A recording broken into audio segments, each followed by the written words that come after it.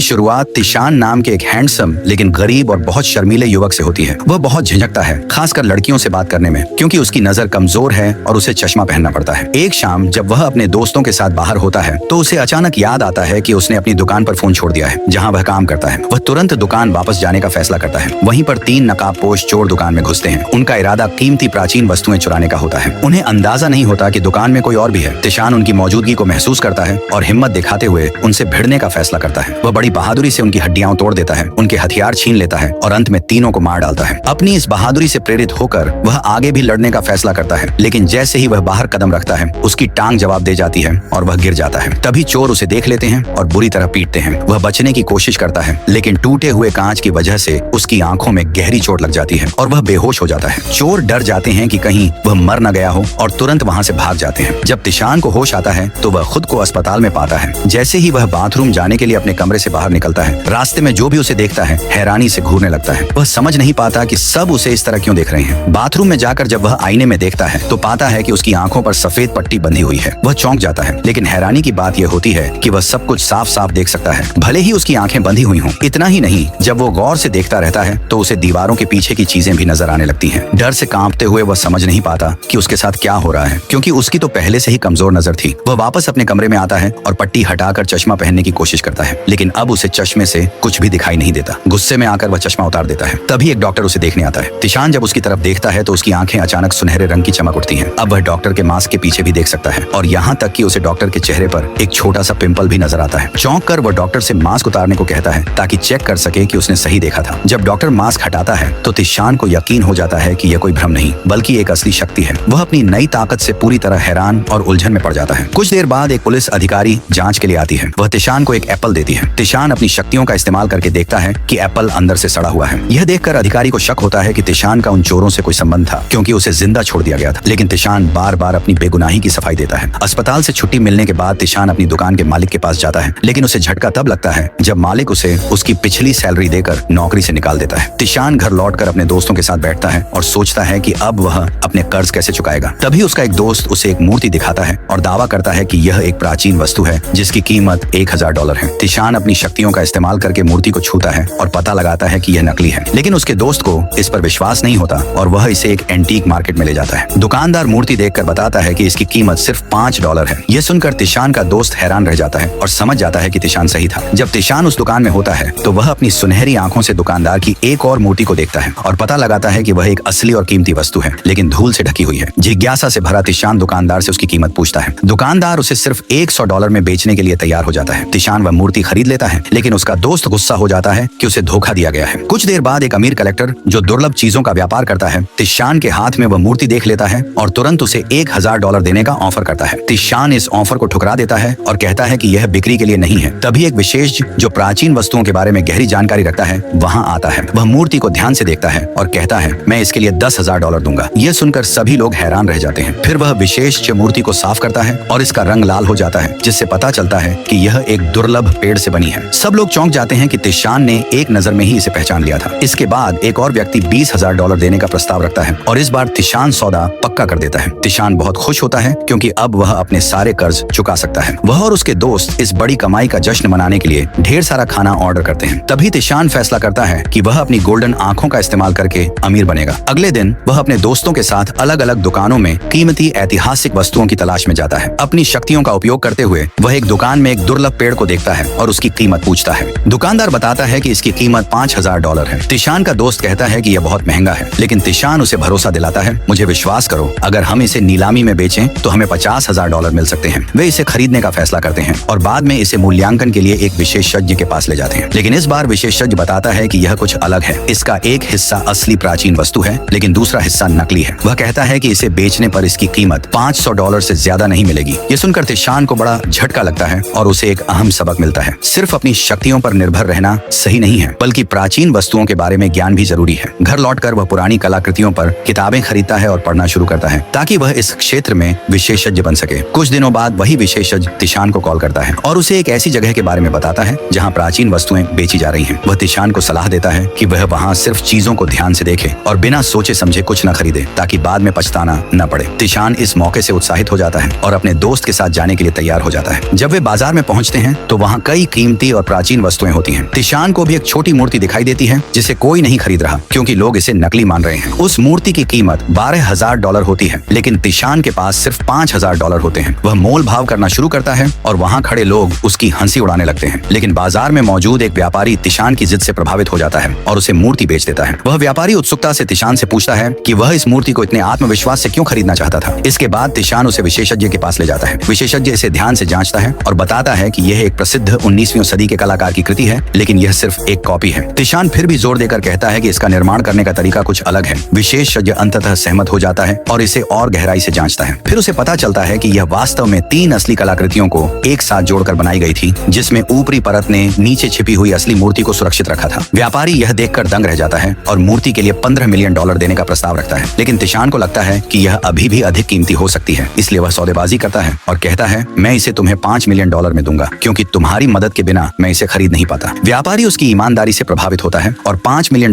देकर उसे धन्यवाद कहता है। विशेषज्ञ भी तिशान की तारीफ करता है क्योंकि वह सिर्फ पैसे के पीछे नहीं भाग रहा बल्कि एक सच्चा और ईमानदार इंसान है। फिर विशेषज्ञ उसे एक पुराने हीरो की कहानी सुनाता है जिसके पास जादुई आंखें थीं और उसे सलाह देता है कि वह अपनी शक्तियों का उपयोग अच्छाई के लिए करे। तिशान घर लौटता है और उसका दोस्त ये सब देखकर हैरान रह जाता है, खासकर अब जब उनके पास इतना सारा पैसा है। तिशान अपनी मनचाही चीजें खरीदता है, लेकिन इसके साथ ही वह अपनी किताबें पढ़ता रहता है ताकि वह और अधिक ज्ञान और अनुभव हासिल कर सके। तभी उसे अपने एक दोस्त का शादी का इनविटेशन मिलता है। वह वहां जाने का फैसला करता है और अपनी पूरी कमाई अपने साथ सुरक्षित रखता है। अगले दिन वह शादी के लिए शहर जाता है। वहां पहुंचकर उसे पता चलता है कि प्राचीन कलाकृतियों की खोज करने वाले कुछ पुरातत्वविद रेगिस्तान में एक शाही मकबरे की तलाश कर रहे हैं। वह शादी शुरू होने से पहले वहां जाने का फैसला करता है। जब वह वहां पहुंचता है तो उसे एक ऑफिसर मिलती है जो उस जगह की रक्षा कर रहा होता है और चोरी की जांच कर रहा होता है। वह तिशान पर शक करने लगती है और यह सोचते हुए कि कहीं वह मकबरे की तलाश में तो नहीं, उसे गौर से देखती है। तिशान रेगिस्तान में आगे बढ़ता है। उसे रेत कुछ अलग और पहले से ज्यादा मुलायम लगती है। वह अपनी शक्तियों का इस्तेमाल करता है और पाता है कि मकबरा रेत के नीचे छिपा हुआ है। वह तुरंत आर्कियोलॉजिस्ट को इसकी जानकारी देता है। वे हैरान रह जाते हैं कि उसने इसे इतनी जल्दी कैसे ढूंढ लिया, क्योंकि वे तो इसे 1 हफ्ते से खोज रहे थे लेकिन सफल नहीं हुए थे। तिशान की इस अद्भुत क्षमता से प्रभावित होकर वे उसे अपनी टीम में शामिल होने का प्रस्ताव देते हैं, लेकिन वहीं पर कुछ लुटेरे भी मौजूद होते हैं जो पहले एक दुकान लूट चुके थे। वे इस मकबरे को लूटने की योजना बना रहे होते हैं। उसी शाम तिशान ऑफिसर के साथ रात के खाने के लिए बाहर जाता है, लेकिन रास्ते में लुटेरे अचानक हमला कर देते हैं और उसके चेहरे को ढककर उसे अगवा करने की कोशिश करते हैं। तिशान अपनी शक्तियों से उनके चेहरे देख लेता है और उनमें से एक के गले पर एक टैटू पहचानता है। वह समझ जाता है कि ये वही लुटेरे हैं जिन्होंने पहले दुकान लूटी थी। उसी समय वो ऑफिसर वहां पहुंचती है, जिससे लुटेरे घबरा जाते हैं और भाग जाते हैं, लेकिन वो इस बात से हैरान होती है कि तिशान ने बिना पट्टी हटाए ही लुटेरों को देख कैसे लिया। वह उस पर और ज्यादा शक करने लगती है और उसे पुलिस स्टेशन ले जाती है ताकि वह लुटेरों की पहचान कर सके। तिशान फोटोज में से एक लुटेरे को पहचान लेता है। इसके बाद पुलिस उनके ठिकाने का पता लगाती है, लेकिन जब वे वहां पहुंचते हैं तो जगह खाली होती है और उन्हें वहां बम और विस्फोटक सामान मिलता है। उन्हें एहसास होता है कि लुटेरे शादी के दौरान मकबरे को उड़ाने की योजना बना रहे हैं ताकि धमाके की आवाज किसी को सुनाई न दे। डकैत जल्दी वहां पहुंच जाते हैं और मकबरे का दरवाजा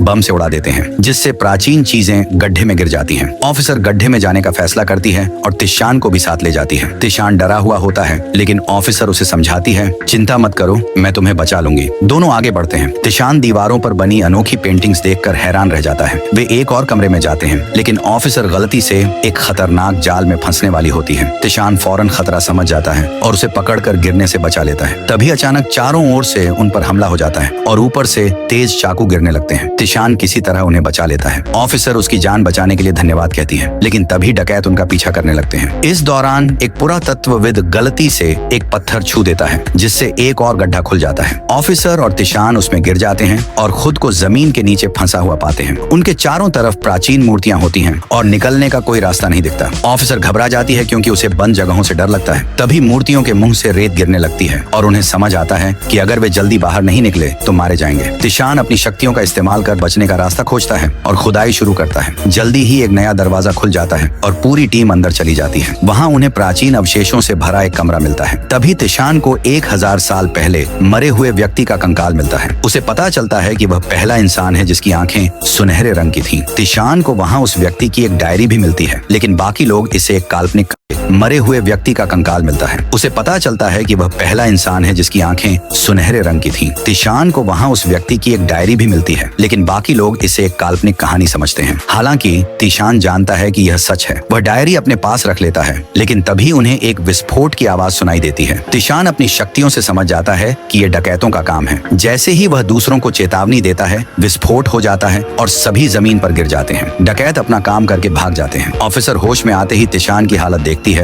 और फिर डकैतों का पीछा करने निकल पड़ती है। वह एक डकैत को पकड़ लेती है, लेकिन वह खुद को शादी का मेहमान बताने लगता है। ऑफिसर उसकी गर्दन पर बने टैटू को देखकर पहचान लेती है। तभी डकैत एक मेहमान को बंधक बना लेता है और धमकी देता है कि अगर उसे जाने नहीं दिया तो वह उसे मार देगा। इसी बीच तिशान वहां पहुंचता है और अपनी शक्तियों से देख लेता है कि डकैत की बंदूक खाली है। वह डकैत से कहता है, बंधक को छोड़ दो और मुझे पकड़ लो। डकैत मान जाता है, लेकिन तिशान निर्भीक होकर कहता है, चलो गोली चला दो। डकैत ट्रिगर दबाता है, लेकिन बंदूक में गोली नहीं होती। डकैतों का सरगना यह देखकर गुस्से में आ जाता है और अपने ही साथी को मारने की योजना बनाता है ताकि उसका प्लान नाकाम न हो। वह डकैत के बैग में बम लगा देता है ताकि उसे उड़ा सके, लेकिन तिशान विस्फोट को भांप लेता है और ऑफिसर को पकड़कर दूर कूद जाता है। बम फट जाता है और ऑफिसर तिशान की बहादुरी देखकर हैरान रह जाती है। वह डकैत को पकड़ने वापस जाती है, लेकिन देखती है कि वह पहले ही मर चुका है। तिशान शहर लौटकर समूह की नेता से वह डायरी मांगता है जो उसे मकबरे में मिली थी। उसकी बहादुरी से प्रभावित होकर नेता खुशी खुशी उसे डायरी दे देती है। नायक उसे पढ़ना शुरू करता है और उसमें लिखी तकनीकों का अभ्यास करने लगता है। उसे एहसास होता है कि अब वह 2 मीटर आगे तक देख सकता है और किसी भी चीज को स्थिर करके अच्छे से समझ सकता है। उसकी शक्तियां तेजी से बढ़ने लगती हैं। फिर वह खुशी खुशी घर लौटता है, लेकिन वहां अपना दोस्त रोता हुआ पाता है। उसका दोस्त बताता है कि उसने बाजार में एक कीमती चीज तोड़ दी और अपनी सारी बचत गंवा दी। तिशान उसे सांत्वना देता है और कहता है, पैसा आता जाता रहता है, हम इससे भी ज्यादा कमाएंगे। थोड़ी देर बाद तिशान को पता चलता है कि जो चीज टूटी थी वह नकली थी और उतनी महंगी भी नहीं थी। अगले दिन सुबह वह अपने दोस्त के साथ उस दुकानदार के पास जाता है जिसने उन्हें नकली सामान बेचकर बेवकूफ बनाया था। तिशान दुकानदार से शर्त लगाता है कि वह 2 घंटे में असली कलाकृति लाकर दिखाएगा। अगर वह असफल हुआ तो उतनी ही रकम दुकानदार को देगा। दुकानदार यह शर्त मान लेता है क्योंकि उसे यकीन होता है कि उसके स्टोर में रखा हर सामान नकली है। शर्त शुरू होती है और तिशान अपनी शक्तियों से कला के टुकड़ों को ध्यान से जांचता है और समझ जाता है कि वे सभी नकली हैं। तभी एक अमीर आदमी स्टोर में आता है और जब दुकानदार उसके लिए चाय बनाता है, तिशान उसके हाथ में पकड़े कप को देखकर हैरान रह जाता है। वह समझ जाता है कि यह एक दुर्लभ कलाकृति है जिसकी सिर्फ 3 प्रतियां ही दुनिया में मौजूद हैं। दुकानदार यह देखकर चौंक जाता है कि तिशान ने इसे पहली ही नजर में पहचान लिया। इस तरह दुकानदार शर्त हार जाता है। वहीं अमीर आदमी तिशान की इस खास क्षमता से प्रभावित होता है और उसे प्राचीन कलाकृतियों के विशेषज्ञों के बीच होने वाले एक खास आयोजन में शामिल होने का निमंत्रण देता है। तिशान खुशी और आभार महसूस करता है। उस रात वह अपने गुरु से मिलने जाता है और आगामी आयोजन को लेकर सलाह मांगता है। उसके गुरु उसे बताते हैं कि इस आयोजन में दुर्लभ रत्नों, माणिक और सोने की बिक्री होगी। वे उसे सलाह देते हैं कि सोने का गहराई से अध्ययन करे ताकि असली और नकली के बीच अंतर समझ सके और ठगे जाने से बच सके। तिशान उनके मार्गदर्शन के लिए उन्हें धन्यवाद देता है और उनकी सलाह को गंभीरता से लेता है। घर लौटते समय तिशान एक बड़ा डिब्बा लेकर आता है। उसका दोस्त सोचता है कि इसमें कोई दुर्लभ कलाकृति होगी, लेकिन जब वह डिब्बा खोलता है तो उसमें किताबें भरी होती हैं। तिशान उसे समझाता है कि ज्यादा पैसा कमाने के लिए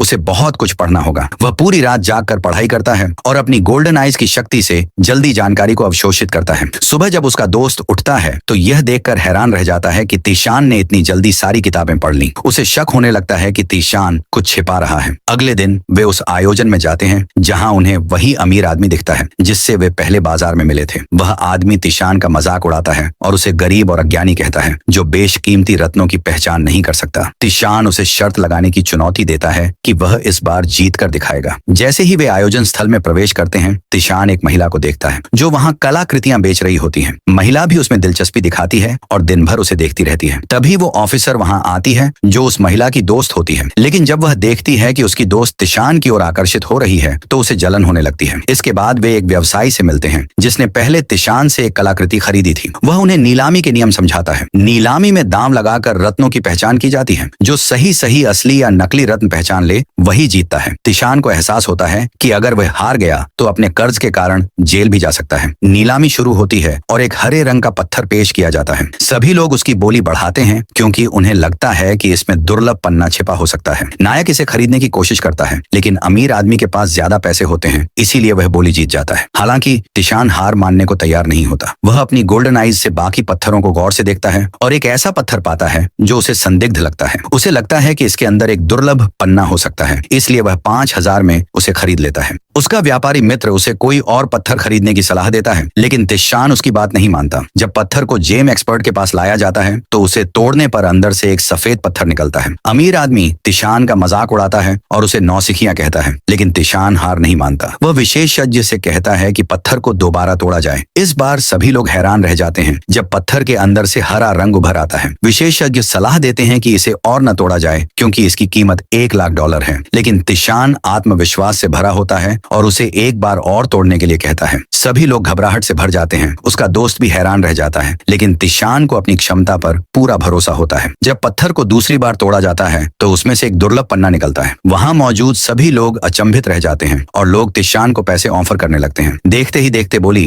$1,88,00,000 तक पहुंच जाती है। तिशान बहुत खुश होता है कि उसने जो 5,000 खर्च किए थे वे 18 मिलियन में बदल गए। अमीर आदमी गुस्से से भर जाता है और अपने पत्थर को तोड़ने का फैसला करता है, ये सोचकर कि उसमें जरूर कुछ कीमती चीज होगी क्योंकि उसने इस पर बहुत पैसा लगाया था। जब वह पहली बार पत्थर को तोड़ता है और अंदर हरे रंग की चमक देखता है तो लोग उसे 10 मिलियन देने की पेशकश करते हैं, लेकिन वह मना कर देता है क्योंकि वह इसे दोबारा तोड़ना चाहता है। उसने इस पर 7 मिलियन खर्च किए थे, इसलिए उसे उम्मीद होती है कि इसमें और भी कुछ बेशकीमती होगा। जब वह दूसरी बार इसे तोड़ता है तो फिर से हरा रंग दिखाई देता है और यह एक दुर्लभ पन्ना निकलता है। लोग उसे 30 मिलियन देने की पेशकश करते हैं, लेकिन उसकी लालच उसे इसे फिर से तोड़ने के लिए उकसाती है। तिशान उसे चुनौती देता है कि वह इसे तीसरी बार भी तोड़े जैसे उसने किया था। अमीर आदमी चुनौती स्वीकार कर लेता है और कमरे में मौजूद सभी लोग घबरा जाते हैं। तिशान अपनी गोल्डन आइज की शक्ति का उपयोग करता है और महसूस करता है कि अब पत्थर में कुछ भी मूल्यवान नहीं बचा है। जब पत्थर को तीसरी बार तोड़ा जाता है तो उसमें सिर्फ एक सादा सफेद पत्थर निकलता है जिसकी कोई कीमत नहीं होती। व्यापारी इसे खरीदने से इनकार कर देता है और अमीर आदमी समझ जाता है कि उसे तिशान ने हरा दिया है। वह गुस्से में वहां से चला जाता है, जबकि तिशान अपने दोस्त के साथ अपनी जीत का जश्न मनाता है। व्यापारी तिशान की प्रतिभा को देखकर प्रभावित होता है और उसे पास में एक नया घर ऑफर करता है। तिशान ये सुनकर बहुत खुश होता है। अगले दिन वे अपने नए घर में शिफ्ट हो जाते हैं। उसका दोस्त नए घर से बहुत खुश होता है, लेकिन तिशान अभी भी अपनी क्षमताओं को और निखारने और भविष्य के लिए खुद को और बुद्धिमान बनाने पर ध्यान देता है। रात में तिशान उस पुरानी किताब को पढ़ता है जो उसने मकबरे से ली थी। उसे पता चलता है कि 1,000 साल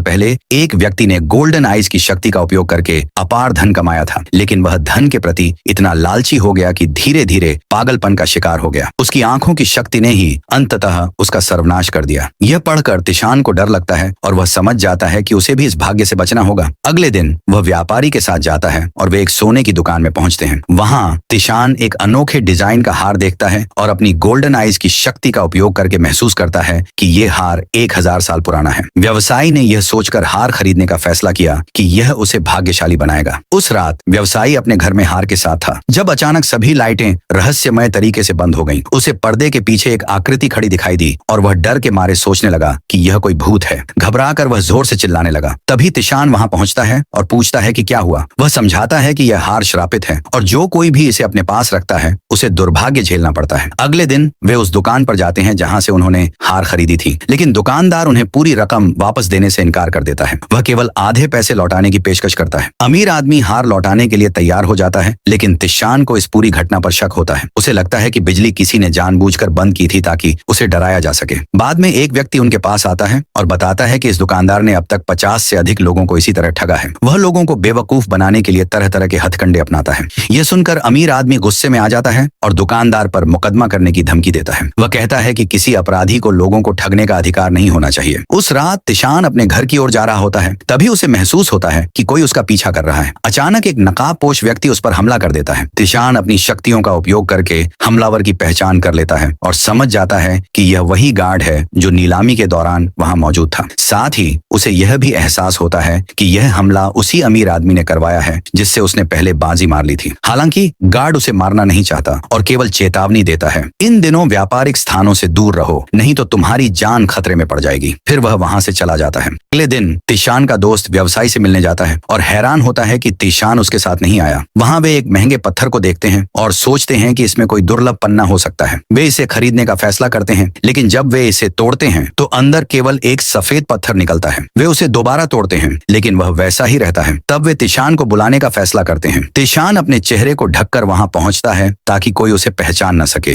वह अपनी शक्तियों का उपयोग करता है और देखता है कि इस पत्थर का असली रंग तभी प्रकट होगा जब इसे गर्म किया जाएगा। वह उन्हें कुछ गर्म चीज का उपयोग करने की सलाह देता है और समझाता है कि इसे कैसे तोड़ना है। जब वे उसके निर्देशों का पालन करते हैं तो अंततः पत्थर का हरा रंग उभर आता है। उसका दोस्त और व्यवसायी बहुत खुश होते हैं कि उनके पैसे बर्बाद नहीं हुए। फिर तीनों अगले व्यापारिक बाजार में जाने का फैसला करते हैं। वहां तिशान अपनी शक्तियों का उपयोग करके एक दुर्लभ पत्थर खोजता है और अपनी नोटबुक में महत्वपूर्ण जानकारियां लिखता है, लेकिन अमीर आदमी उसे कैमरों से देख लेता है और शक करने लगता है कि तिशान कोई साधारण व्यक्ति नहीं है। वह अपने गार्ड्स को आदेश देता है कि वे तिशान की नोटबुक चुरा लें। जब तिशान होटल लौट रहा होता है तो गार्ड्स उस पर हमला करते हैं और उसकी नोटबुक छीनने की कोशिश करते हैं, लेकिन तभी वो ऑफिसर समय पर आकर गार्ड्स से भिड़ जाती है। तिशान भी उसकी मदद करने की कोशिश करता है, लेकिन गार्ड्स उसे जोर से मारकर बेहोश कर देते हैं। हम देखते हैं कि वो ऑफिसर एक कुशल लड़ाकू है और खुद को बचाने में सक्षम है। गार्ड्स उसकी ताकत देखकर डर जाते हैं और वहां से भाग जाते हैं। वह तिशान को उठाकर उसके कमरे में ले जाती है और उसे बिस्तर पर सुला देती है। फिर वह उसे टकटकी लगाकर देखती है, जिससे साफ होता है कि वह तिशान के प्रति कुछ महसूस करने लगी है। अचानक तिशान करवट बदलते हुए गिरने लगता है और ऑफिसर उसे पकड़ने के लिए झपटती है, लेकिन वे दोनों ही फर्श पर गिर जाते हैं। उसी समय तिशान का दोस्त कमरे में प्रवेश करता है और स्थिति को गलत समझकर बिना कुछ कहे बाहर चला जाता है। अगले दिन जब तिशान होश में आता है तो उसे कुछ भी याद नहीं होता। उसका दोस्त उसे बताता है कि ऑफिसर ने उसकी जान बचाई और उसे होटल तक वापस लाया। तिशान उसे धन्यवाद देने के लिए ऑफिसर और अपने दोस्त को खाने पर आमंत्रित करता है। खाने के दौरान ऑफिसर बताती है कि जो गार्ड उस पर हमला करने आया था वह कभी विशेष सेना का हिस्सा हुआ करता था, लेकिन उसके दोस्त की गंभीर बीमारी के कारण उसे सेना छोड़नी पड़ी। अपने दोस्त का इलाज करवाने और परिवार की देखभाल करने के लिए उसे एक अच्छे वेतन वाली नौकरी की जरूरत थी। अमीर आदमी ने इस स्थिति का फायदा उठाया और उसे अपने कामों में इस्तेमाल करने लगा। वह तिशान को चेतावनी देती है कि गार्ड तब तक नहीं रुकेगा जब तक उसे अपना काम पूरा न करना पड़े। अगले दिन गार्ड तिशान के व्यस्त होने का फायदा उठाकर उसकी नोटबुक चुरा लेता है, लेकिन तिशान ने सब कुछ देख लिया था। जब गार्ड नोटबुक खोलता है तो उसे एक संदेश मिलता है जिसमें लिखा होता है, मुझे तुम्हारे दोस्त की बीमारी के बारे में पता है, मुझसे होटल के सामने मिलो। गार्ड यह नोटबुक अमीर आदमी को दे देता है, लेकिन वह उसे कोई पैसा देने से इनकार कर देता है और कहता है, मैंने तुमसे तिशान को मारने के लिए कहा था, लेकिन तुमने ऐसा नहीं किया, इसलिए तुम्हें मुझसे कुछ भी नहीं मिलेगा। गार्ड फिर तिशान से मिलता है, जो उसे धन्यवाद देता है कि उसने उसकी हत्या नहीं की। तिशान उसे अपने दोस्त के अस्पताल के खर्चे देने की पेशकश करता है। गार्ड यह सुनकर हैरान और आभारी महसूस करता है। इसके बाद वे दोनों मिलकर अमीर आदमी के अपराधों को उजागर करने की योजना बनाते हैं। अगले दिन एक बड़ी नीलामी होने वाली होती है। हालांकि तिशान बीमार महसूस करता है और उसकी आंखों में दर्द होता है, बावजूद इसके वह नीलामी में जाने का फैसला करता है। इस दौरान उसका दोस्त और गार्ड अपनी योजना को अंजाम देने लगते हैं। वे अमीर आदमी के कमरे की चाबी चुरा लेते हैं बिना उसे बताए। वे उसका लैपटॉप खोलते हैं। इस समय अमीर आदमी बहुत आत्मविश्वास से भरा होता है, क्योंकि उसे लगता है कि उसने तिशान की नोटबुक में लिखे गए सभी दुर्लभ पत्थरों को खरीद लिया है। लेकिन तिशान का दोस्त चुपके से नोट्स में पत्थरों के नाम बदल देता है। अमीर आदमी को कुछ गड़बड़ लगती है और वह जल्दी से अपने कमरे की ओर भागता है, लेकिन वहाँ किसी को नहीं देखता, क्योंकि वे लोग पहले ही छिप चुके होते हैं। इसी बीच व्यापारी सफलतापूर्वक उन दुर्लभ पत्थरों को खरीद लेता है जिनका जिक्र तिशान ने किया था। तिशान अपनी गोल्डन आई का उपयोग करता है और देखता है कि एक पत्थर में दुर्लभ सोना छिपा हुआ है। वह सभी के सामने उसे तोड़ने का फैसला करता है। जब वह पत्थर तोड़ा जाता है तो अंदर से रेड गोल्ड निकलता है। सभी लोग आश्चर्यचकित रह जाते हैं, क्योंकि यह एक अत्यंत दुर्लभ धातु होती है जिसकी लोग वर्षों से तलाश कर रहे थे। अगर इस रेड गोल्ड से एक हार बनाया जाए तो वह बहुत ऊंची कीमत में बिक सकता है। कई व्यापारी और अमीर लोग इसे खरीदने की पेशकश करते हैं और बोली 40 मिलियन तक पहुंच जाती है। हालांकि अमीर आदमी 70 मिलियन की पेशकश करता है, लेकिन तिशान उसे बेचने से इनकार कर देता है और इसे एक प्रतिष्ठित ज्वेलरी शॉप की मालकिन को बेच देता है। तभी एक महिला अधिकारी वहां पहुंचती है और अमीर आदमी को धोखाधड़ी के आरोप में गिरफ्तार कर लेती है। नीलामी के दौरान तिशान ने पहले ही पुलिस को घोटाले की सूचना दे दी थी। अमीर आदमी को पूछताछ के लिए थाने ले जाया जाता है। तिशान और उसका दोस्त पत्थर को 80 मिलियन में बेचने का जश्न मनाते हैं। गार्ड तिशान का धन्यवाद करता है, क्योंकि उसने उसके दोस्त के अस्पताल के खर्च का भुगतान किया था। इसके बाद व्यापारी तिशान के लिए एक दुकान खोलता है, जिससे उसका नाम पूरे शहर में प्रसिद्ध हो जाता है। वे सभी साथ में खुशी के पल बिताते हैं। बाद में तिशान गार्ड से मिलता है और उसे अपना निजी बॉडीगार्ड बनने के लिए कहता है। गार्ड सहमत हो जाता है। इसके बाद तिशान को ज्वेलरी स्टोर की मालकिन का फोन आता है, जो उससे मिलना चाहती है। हमें यह भी पता चलता है कि गार्ड को इस महिला के लिए भावनाएं हैं। वह उसके साथ जाने के लिए सहमत हो जाता है और वे सभी तिशान की कार में बैठते हैं। तिशान, गार्ड और ज्वेलरी स्टोर की मालकिन। लेकिन जल्द ही उन्हें एहसास होता है कि कार के ब्रेक काम नहीं कर रहे हैं। अचानक एक तेज गति वाली गाड़ी उनकी ओर आती है। वे बचने बचने की कोशिश करते हैं, लेकिन दुर्घटना हो जाती है। तिशान होश में आता है और एम्बुलेंस को फोन करता है। वे अस्पताल पहुंचते हैं, लेकिन सौभाग्य से उसकी चोटें गंभीर नहीं होती। हालांकि वह महिला की चिंता करता है। एक नर्स उसे बताती है कि वह वीआईपी सेक्शन में है, क्योंकि वह एक अमीर परिवार से है। तिशान उसे देखने जाता है और उसके पिता को उसके बिस्तर के पास बैठा हुआ पाता है। उसका पिता तिशान को दुर्लभ पत्थर बेचने के लिए धन्यवाद देता है और फिर चला जाता है। इसके बाद हम देखते हैं कि तिशान उसके लिए एक उपहार लाया था। हालांकि जब वह कमरे में प्रवेश करता है तो देखता है कि उसे पहले ही कई उपहार मिल चुके हैं। थोड़ा संकोच करते हुए वह अपना उपहार देता है। महिला उसे विनम्रता से स्वीकार करती है और कहती है कि यह सबसे अच्छा उपहार है जो उसे मिला है। यह सुनकर तिशान बहुत खुश हो जाता है। इसके बाद दोनों के बीच नजदीकियां बढ़ने लगती हैं। फिर तिशान अपनी दुकान पर वापस लौटता है। गार्ड कहते हैं, हमें लगता है कि वह अमीर आदमी जिसने पैसा गंवाया था तुमसे बदला लेना चाहता था। तभी वो ऑफिसर वहां पहुंचती है और बताती है कि अमीर आदमी को सबूतों की कमी के कारण रिहा कर दिया गया है, क्योंकि उसके सहायक ने अपराध की जिम्मेदारी ले ली थी। अगले दिन तिशान उस महिला के पिता से मिलता है जिसने पैसे दिए थे। वह आश्चर्यचकित हो जाता है जब उसके पिता उसे अपना बिजनेस एडवाइजर बनने का प्रस्ताव देते हैं। वह उसे हर सौदे पर 1% कमीशन देने की पेशकश करते हैं। तिशान यह प्रस्ताव स्वीकार कर लेता है, क्योंकि वह दुर्लभ प्रकार के सोने के बारे में अधिक सीखना चाहता है। इसके बाद वह महिला तिशान को एक नया सूट खरीद कर देती है और उसकी सूरत पर मोहित हो जाती है। वे एक रेस्तरां में साथ जाते हैं और तभी वो ऑफिसर उन्हें देख लेती है। वह जलन महसूस करने लगती है, क्योंकि वह तिशान से प्यार करती है, लेकिन तिशान को इस बारे में कोई अंदाजा नहीं होता। वह पास ही बैठ जाती है और तिशान देखता है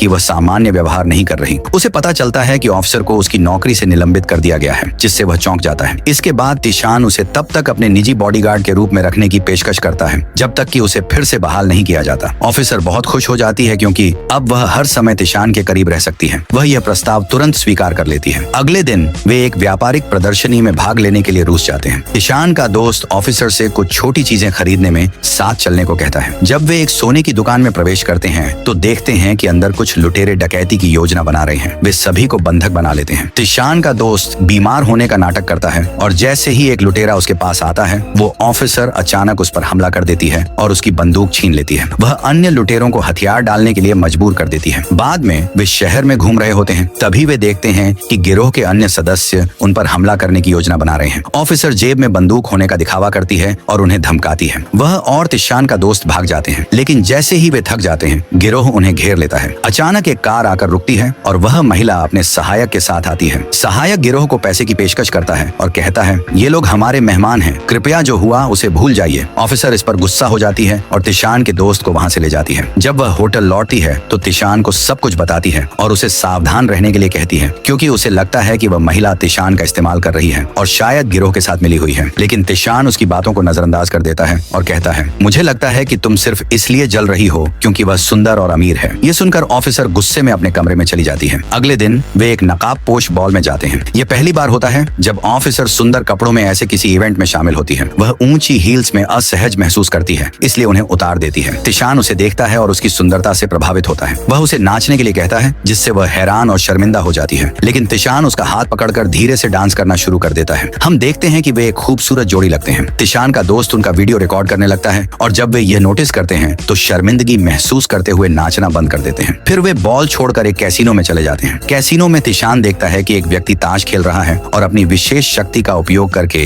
यह पता लगाता है कि वह व्यक्ति धोखाधड़ी कर रहा है। तिशान उसे सबके सामने बेइज्जत कर देता है, जिससे वह व्यक्ति गुस्से में आकर झगड़ा शुरू कर देता है। अगले दिन होटल में एक हत्या हो जाती है और हम देखते हैं कि मारा गया व्यक्ति वही है जो कल रात तिशान के साथ ताश खेल रहा था। हत्या के लिए इस्तेमाल किया गया हथियार तिशान के कमरे में पाया जाता है और उस पर हत्या का आरोप लग जाता है। तिशान हथियार को देखता है और अपनी विशेष शक्ति का उपयोग करके कहता है कि चाकू ने असली हत्यारे के हाथ को काट दिया था, लेकिन कोई भी उसकी बात पर विश्वास नहीं करता। होटल प्रबंधन उसे तब तक रोक कर रखता है जब तक पुलिस जांच के लिए नहीं आ जाती। तिशान देखता है कि होटल का मैनेजर दस्ताने पहने हुए है, जिससे उसे शक होता है कि वह अपने हाथ की चोट छिपा रहा है। इस बीच ऑफिसर सबूत जुटाने की कोशिश करती है ताकि तिशान की बेगुनाही साबित कर सके। तभी वह महिला जिसके पास बहुत पैसा है वहाँ आती है और मदद की पेशकश करती है, लेकिन ऑफिसर अब भी उस पर संदेह करती है। हालांकि तिशान का दोस्त जोर देता है कि हमें उसकी मदद की जरूरत है ताकि तिशान का नाम साफ किया जा सके। इसलिए वे सब मिलकर काम करने के लिए सहमत हो जाते हैं। वे होटल स्टाफ के रूप में भेष बदलकर सिक्योरिटी रूम में घुसने की योजना बनाते हैं ताकि निगरानी कैमरे की फुटेज देख सकें। वे चुपके से कमरे में घुस जाते हैं, गार्ड्स को बेहोश कर देते हैं और उन्हें बांध देते हैं। वे कैमरे की जांच करते हैं और देखते हैं कि मैनेजर तिशान के कमरे में प्रवेश कर रहा है, जिससे उन सभी को उस पर शक होने लगता है। अमीर महिला मैनेजर को बुलाकर उसे तिशान के कमरे से दूर करने की कोशिश करती है। जब वह मैनेजर से मिलती है तो उसके हाथ पर चोट देखती है, लेकिन मैनेजर दावा करता है कि फल काटते समय वह खुद को घायल कर बैठा था। इसी समय ऑफिसर तिशान के कमरे में प्रवेश करती है ताकि उसे भागने में मदद कर सके, लेकिन मैनेजर को कुछ गड़बड़ महसूस होती है और वह तेजी से कमरे की ओर भागता है। वहां पहुंचकर वह देखता है कि तिशान भागने की कोशिश कर रहा है। तिशान उससे भिड़ जाता है और सवालों से दबाव डालता है, जिससे अंततः मैनेजर अपना अपराध कबूल कर लेता है। पूरी बातचीत रिकॉर्ड हो जाती है, जो बाद में सबूत के रूप में इस्तेमाल की जाती है। ऑफिसर मैनेजर को मारकर तिशान की रक्षा करती है। जल्द ही पुलिस वहां पहुंचती है और मैनेजर को गिरफ्तार कर लेती है, जिससे तिशान पर लगे सभी आरोप हट जाते हैं। अगले दिन तिशान अमीर महिला के साथ बाजार जाता है, जहां वह 129 कैरेट का एक कीमती रत्न देखता है। अपनी विशेष शक्ति का उपयोग करके वह यह जान लेता है कि पत्थर के अंदर एक दुर्लभ लाल पन्ना छिपा हुआ है। वह महिला के पिता को यह जानकारी देता है, लेकिन वे पहले संकोच करते हैं। फिर तिशान पर विश्वास करते हुए वे पत्थर को खरीद लेते हैं। सबके सामने जब पत्थर तोड़ा जाता है तो उसमें से लाल पन्ना निकलता है, जिसकी कीमत $1 अरब से भी अधिक होती है। यदि इसे हार में बदला जाए तो इसकी कीमत और भी बढ़ सकती है। भीड़ में एक महिला व्यापारी भी मौजूद होती है, जो तिशान के पास आकर उसकी क्षमताओं की प्रशंसा करती है। वह बताती है कि उसके पास दुर्लभ रत्नों का एक बड़ा संग्रह है और तिशान को एक प्रस्ताव देती है, जिसमें उसे काफी लाभ मिलेगा। वह यह भी बताती है कि उसके पास हर तरह के कीमती पत्थर तक है। तिशान उसके साथ काम करने के लिए तैयार हो जाता है। तिशान, उसका दोस्त और ऑफिसर व्यापारी महिला के खदान स्थल पर जाते हैं। तिशान अपनी शक्ति का उपयोग करके जमीन के नीचे छिपे कई लाल पन्नों की उपस्थिति को महसूस करता है। व्यापारी महिला यह खदान बेचने वाली थी, क्योंकि लंबे समय से वहाँ कुछ भी मूल्यवान नहीं मिला था। तिशान उसे खदान न बेचने की सलाह देता है और एक योजना साझा करता है, जिससे खदान से कई कीमती पत्थर निकाले जा सकते हैं। महिला को एहसास होता है कि कोई उसे धोखा देकर यह जमीन खरीदना चाहता था। वह तिशान की सलाह मानने का फैसला करती है और वादा करती है कि यदि तिशान की योजना सफल होती है तो वह उसे 50% मुनाफा देगी। हालांकि एक प्रतिद्वंद्वी व्यापारी उनके इस रहस्य का पता लगा लेता है और व्यापारी महिला की बेटी का अपहरण कर लेता है। वह महिला को फोन कर धमकाता है कि यदि उसने जमीन उसके नाम नहीं की तो वह कभी अपनी बेटी को नहीं देख पाएगी। अपनी बेटी की सुरक्षा के लिए व्यापारी महिला सौदे के लिए तैयार हो जाती है, लेकिन तिशान उसे बचाने का फैसला करता है। वह योजना बनाता है कि महिला किडनैपर से मिलने जाए और वह उसी दौरान उसकी बेटी को बचाएगा। तिशान और ऑफिसर एक नाइट क्लब में जाते हैं जो किडनैपर का है। तिशान ताश खेलने लगता है और अपनी शक्ति से सभी को हरा देता है, जिससे भीड़ इकट्ठा हो जाती है। इस मौके का फायदा उठाते हुए ऑफिसर क्लब के स्टाफ के रूप में भेष बदलकर उस कमरे में पहुंचती है जहां लड़की को बंधक बनाकर रखा गया है। वह गार्ड्स को चुपके से बेहोश कर देती है और लड़की को बचा लेती है। पहचान छिपाने के लिए वह लड़की को नए कपड़े पहनाती है और उसे भीड़ में ले जाती है। इस बीच क्लब का मैनेजर महिला व्यापारी को रोकने की कोशिश करता है और आदेश देता है कि सभी दरवाजे बंद कर दिए जाएं। लेकिन व्यापारी महिला की असिस्टेंट धमकी देती है कि उसके पास बम है, जिससे वे उसे जाने देने के लिए मजबूर हो जाते हैं। ऑफिसर गार्ड से लड़ती है और अधिकतर को हरा देती है।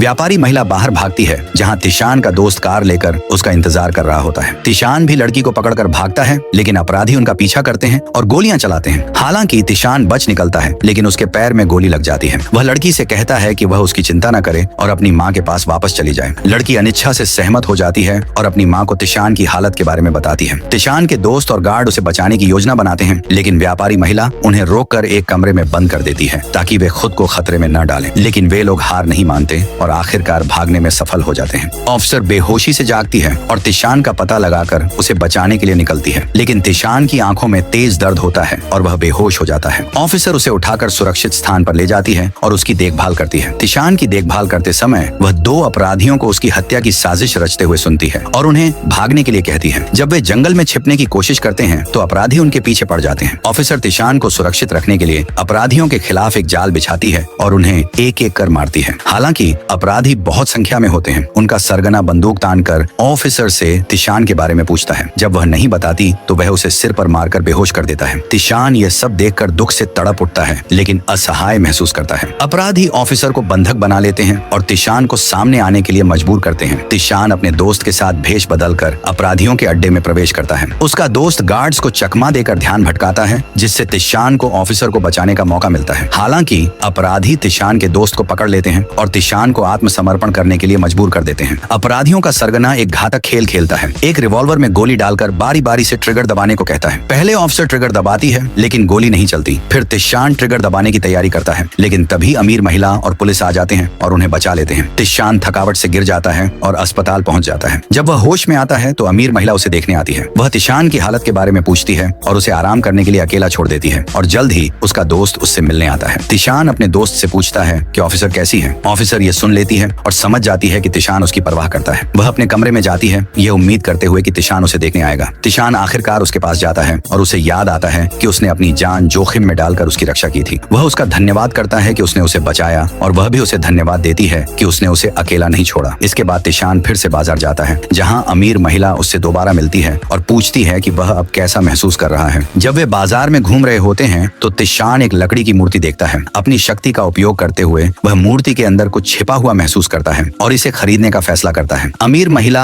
हैरान होती है कि उसने इतना बेकार दिखने वाली चीज क्यों खरीदी। घर पहुंचकर तिशान उस मूर्ति को तोड़ता है और अंदर एक पुराना नक्शा पाता है। वह नक्शा पहाड़ों में छिपे खजाने का संकेत देता है। तिशान गार्ड को नक्शा दिखाता है और कहता है, यह जापानी सेना का नक्शा है। उन्होंने युद्ध के दौरान बहुत सारा सोना और पैसा चुराया था और किसी को नहीं पता कि उन्होंने इसे कहाँ छिपाया, लेकिन यह नक्शा दिखाता है कि खजाना कहाँ है। वह सबको चेतावनी देता है कि खजाने तक पहुँचने का रास्ता बहुत खतरनाक होगा। तिशान खजाने की खोज में जाने का फैसला करता है और गार्ड भी उसके साथ जाने के लिए तैयार हो जाते हैं। हालांकि एक शर्त रखी जाती है, उन्हें मुख्य गार्ड का ऑर्डर मानना होगा, जो कहता है, मैं एक विशेष बलों का अधिकारी रह चुका हूँ, इसलिए मुझे रास्ते के हर खतरनाक स्थान की जानकारी है। उनकी यात्रा शुरू होती है। वे जंगल पार करते हुए खुले मैदान में पहुंचते हैं। अचानक तिशान को महसूस होता है कि उसने किसी चीज पर कदम रख दिया है। अपनी शक्ति का उपयोग करते हुए वह समझ जाता है कि उसने एक लैंडमाइन पर पैर रख दिया है। मुख्य गार्ड तेजी से उसके पास आता है और उसे हिलने से मना करता है, चेतावनी देते हुए कि कोई भी हलचल विस्फोट को ट्रिगर कर सकती है। वह तुरंत ऑफिसर को फोन करता है और उससे कुछ भारी वस्तु लाने को कहता है ताकि तिशान के वजन की जगह उसे रखा जा सके और उसे सुरक्षित बचाया जा सके। लेकिन बिना किसी हिचकिचाहट के ऑफिसर खुद उस माइन पर खड़ी हो जाती है तिशान को बचाने के लिए। सभी उसकी बहादुरी से शॉक्ड रह जाते हैं। तिशान हैरान होकर पूछता है, तुमने ऐसा क्यों किया? आंसू उसकी आंखों से बहने लगते हैं और वह कबूल करती है, क्योंकि मैं तुमसे प्यार करती हूँ। अब कृपया चले जाओ, इससे पहले कि माइन फट जाए। में हमने देखा कि तिशान, जो कि इस कहानी का मुख्य हीरो है, उसका पैर एक लैंडमाइन पर पड़ गया था और उसे बचाने के लिए लेडी ऑफिसर ने अपनी जान दांव पर लगा ली और खुद उस लैंडमाइन पर खड़ी हो गई थी। अब आगे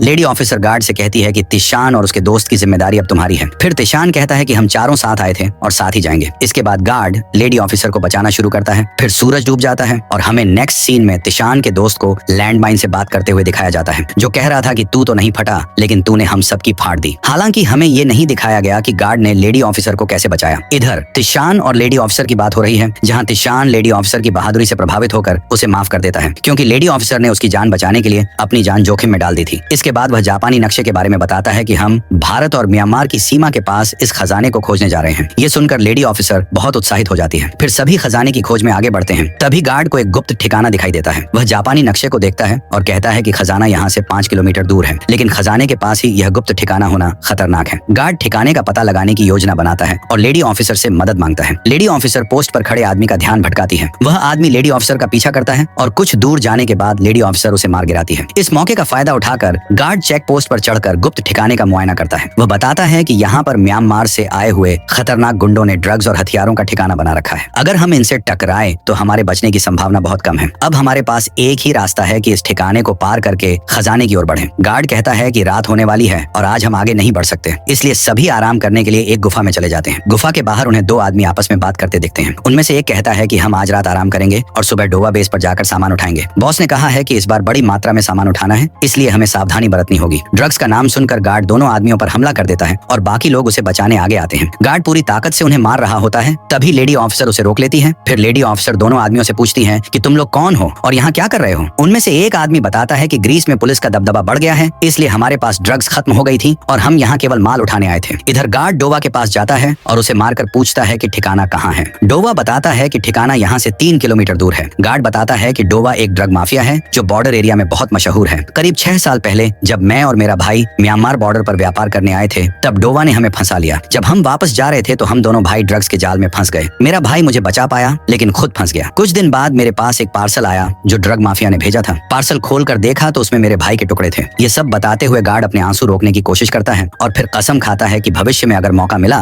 तो वह ड्रग माफिया का अंत जरूर करेगा। तिशान उसे समझाता है कि तुम जो भी करो, लेकिन कोई ऐसी गलती मत करना जिससे तुम्हारी जान को खतरा हो। लेकिन बाद में गार्ड सबको छोड़कर अकेले डोवा को मारने निकल पड़ता है। फिर गार्ड डोवा के आदमियों को एक एक कर मारकर डोवा के कमरे तक पहुंचता है। डोवा और गार्ड की जबरदस्त लड़ाई होती है और अंत अंत में डोवा गार्ड को पकड़ लेता है। अगली सुबह तिशान, उसका दोस्त और लेडी ऑफिसर गार्ड को बचाने का प्लान बनाते हैं। तिशान को एक आइडिया आता है और तीनों लोग ड्रग डीलरों के वेश में दूसरे ठिकाने में घुसते हैं। वहाँ वो गार्ड को कोड़े खाते हुए देखते हैं। ये देखकर तीनों को गुस्सा आता है, लेकिन वे कुछ नहीं कर सकते। फिर डोवा वहाँ आता है और कहता है कि तुम तीनों मुझे अजनबी लग रहे हो। तिशान बहाना बनाकर कहता है कि वांग माजी ने हमें यहाँ सामान लेने भेजा है, लेकिन डोवा थोड़ा शक करता है। फिर डोवा अपने आदमी जंगा को बुलाता है और उसे तीनों को अंदर ले जाने को कहता है। जंगा तीनों को एक कमरे में ले जाता है और तिशान से माल की जांच करने को कहता है, लेकिन जंगा समझ जाता है कि ये लोग वांग माजी के आदमी नहीं है। अब जंगा तिशान से पूछता है कि तुम लोग यहाँ डोवा के ठिकाने पर क्या करने आए हो। इस पर तिशान कहता है कि मेरे पास ये जापानी नक्शा है जिसमें खजाने की लोकेशन है। तिशान और लेडी ऑफिसर मिलकर जंगा को उकसाते हैं ताकि वह डोवा के खिलाफ बगावत करे। अंत में जंगा तीनों से कहता है कि अगर तुम लोग डोवा को रास्ते से हटाओ तो मैं तुम तीनों को जिंदा जाने दूंगा, और अगर मुझे खजाना मिला तो मैं तुम्हारे दोस्त गार्ड को भी छोड़ दूंगा। फिर लेडी ऑफिसर डोवा को मारने का प्लान बनाती है और हमें प्लान को एग्जीक्यूट होते हुए दिखाया जाता है, जहाँ सबसे पहले बेस्ट फ्रेंड एक गोदाम में टाइम बम लगाता है और जैसे ही टाइम बम फट जाता है तो डोवा के सभी आदमी भागते हुए बाहर निकल जाते हैं और इसी मौके का फायदा उठाते हुए बेस्ट फ्रेंड गार्ड को बचाने जाएगा और तिशान और लेडी ऑफिसर डोवा को मारने के लिए चले जाएंगे। फिर हमें बेस्ट फ्रेंड को दिखाया जाता है जो गार्ड को बचाने आता है। जैसे ही बेस्ट फ्रेंड गार्ड को बचाकर भागने वाला होता है तभी डोवा के आदमी वहां आ जाते हैं और उन दोनों पर गोलियां चला देते हैं। बेस्ट फ्रेंड और गार्ड गोलियों से तो बच जाते हैं, लेकिन डोवा के आदमी द्वारा पकड़े जाते हैं। इधर डोवा शराब के नशे में धुत होकर गोलियां चला रहा होता है और गोलियां खत्म होने के बाद डांस कर रहा होता है। तभी वहाँ तिशान और लेडी ऑफिसर आते हैं और फिर वहाँ जंगा आता है और डोवा के सिर पर गन तान देता है और गोली मार देता है। इसके बाद जंगा तिशान और लेडी ऑफिसर के साथ धोखा करके उन्हें भी पकड़ लेता है। यहाँ जंगा का मेन पर्पस डोवा को रास्ते से हटाना था और उसको तिशान के खजाने वाली बात पर कोई भरोसा नहीं था। इस तरफ लेडी हु अपनी असिस्टेंट को कॉल करके बोलती है कि तुम तिशान और उसके दोस्तों को मत मारना। इस पर उसकी असिस्टेंट बताती है कि तिशान और उसके दोस्तों को डोवा के आदमियों ने पकड़ लिया है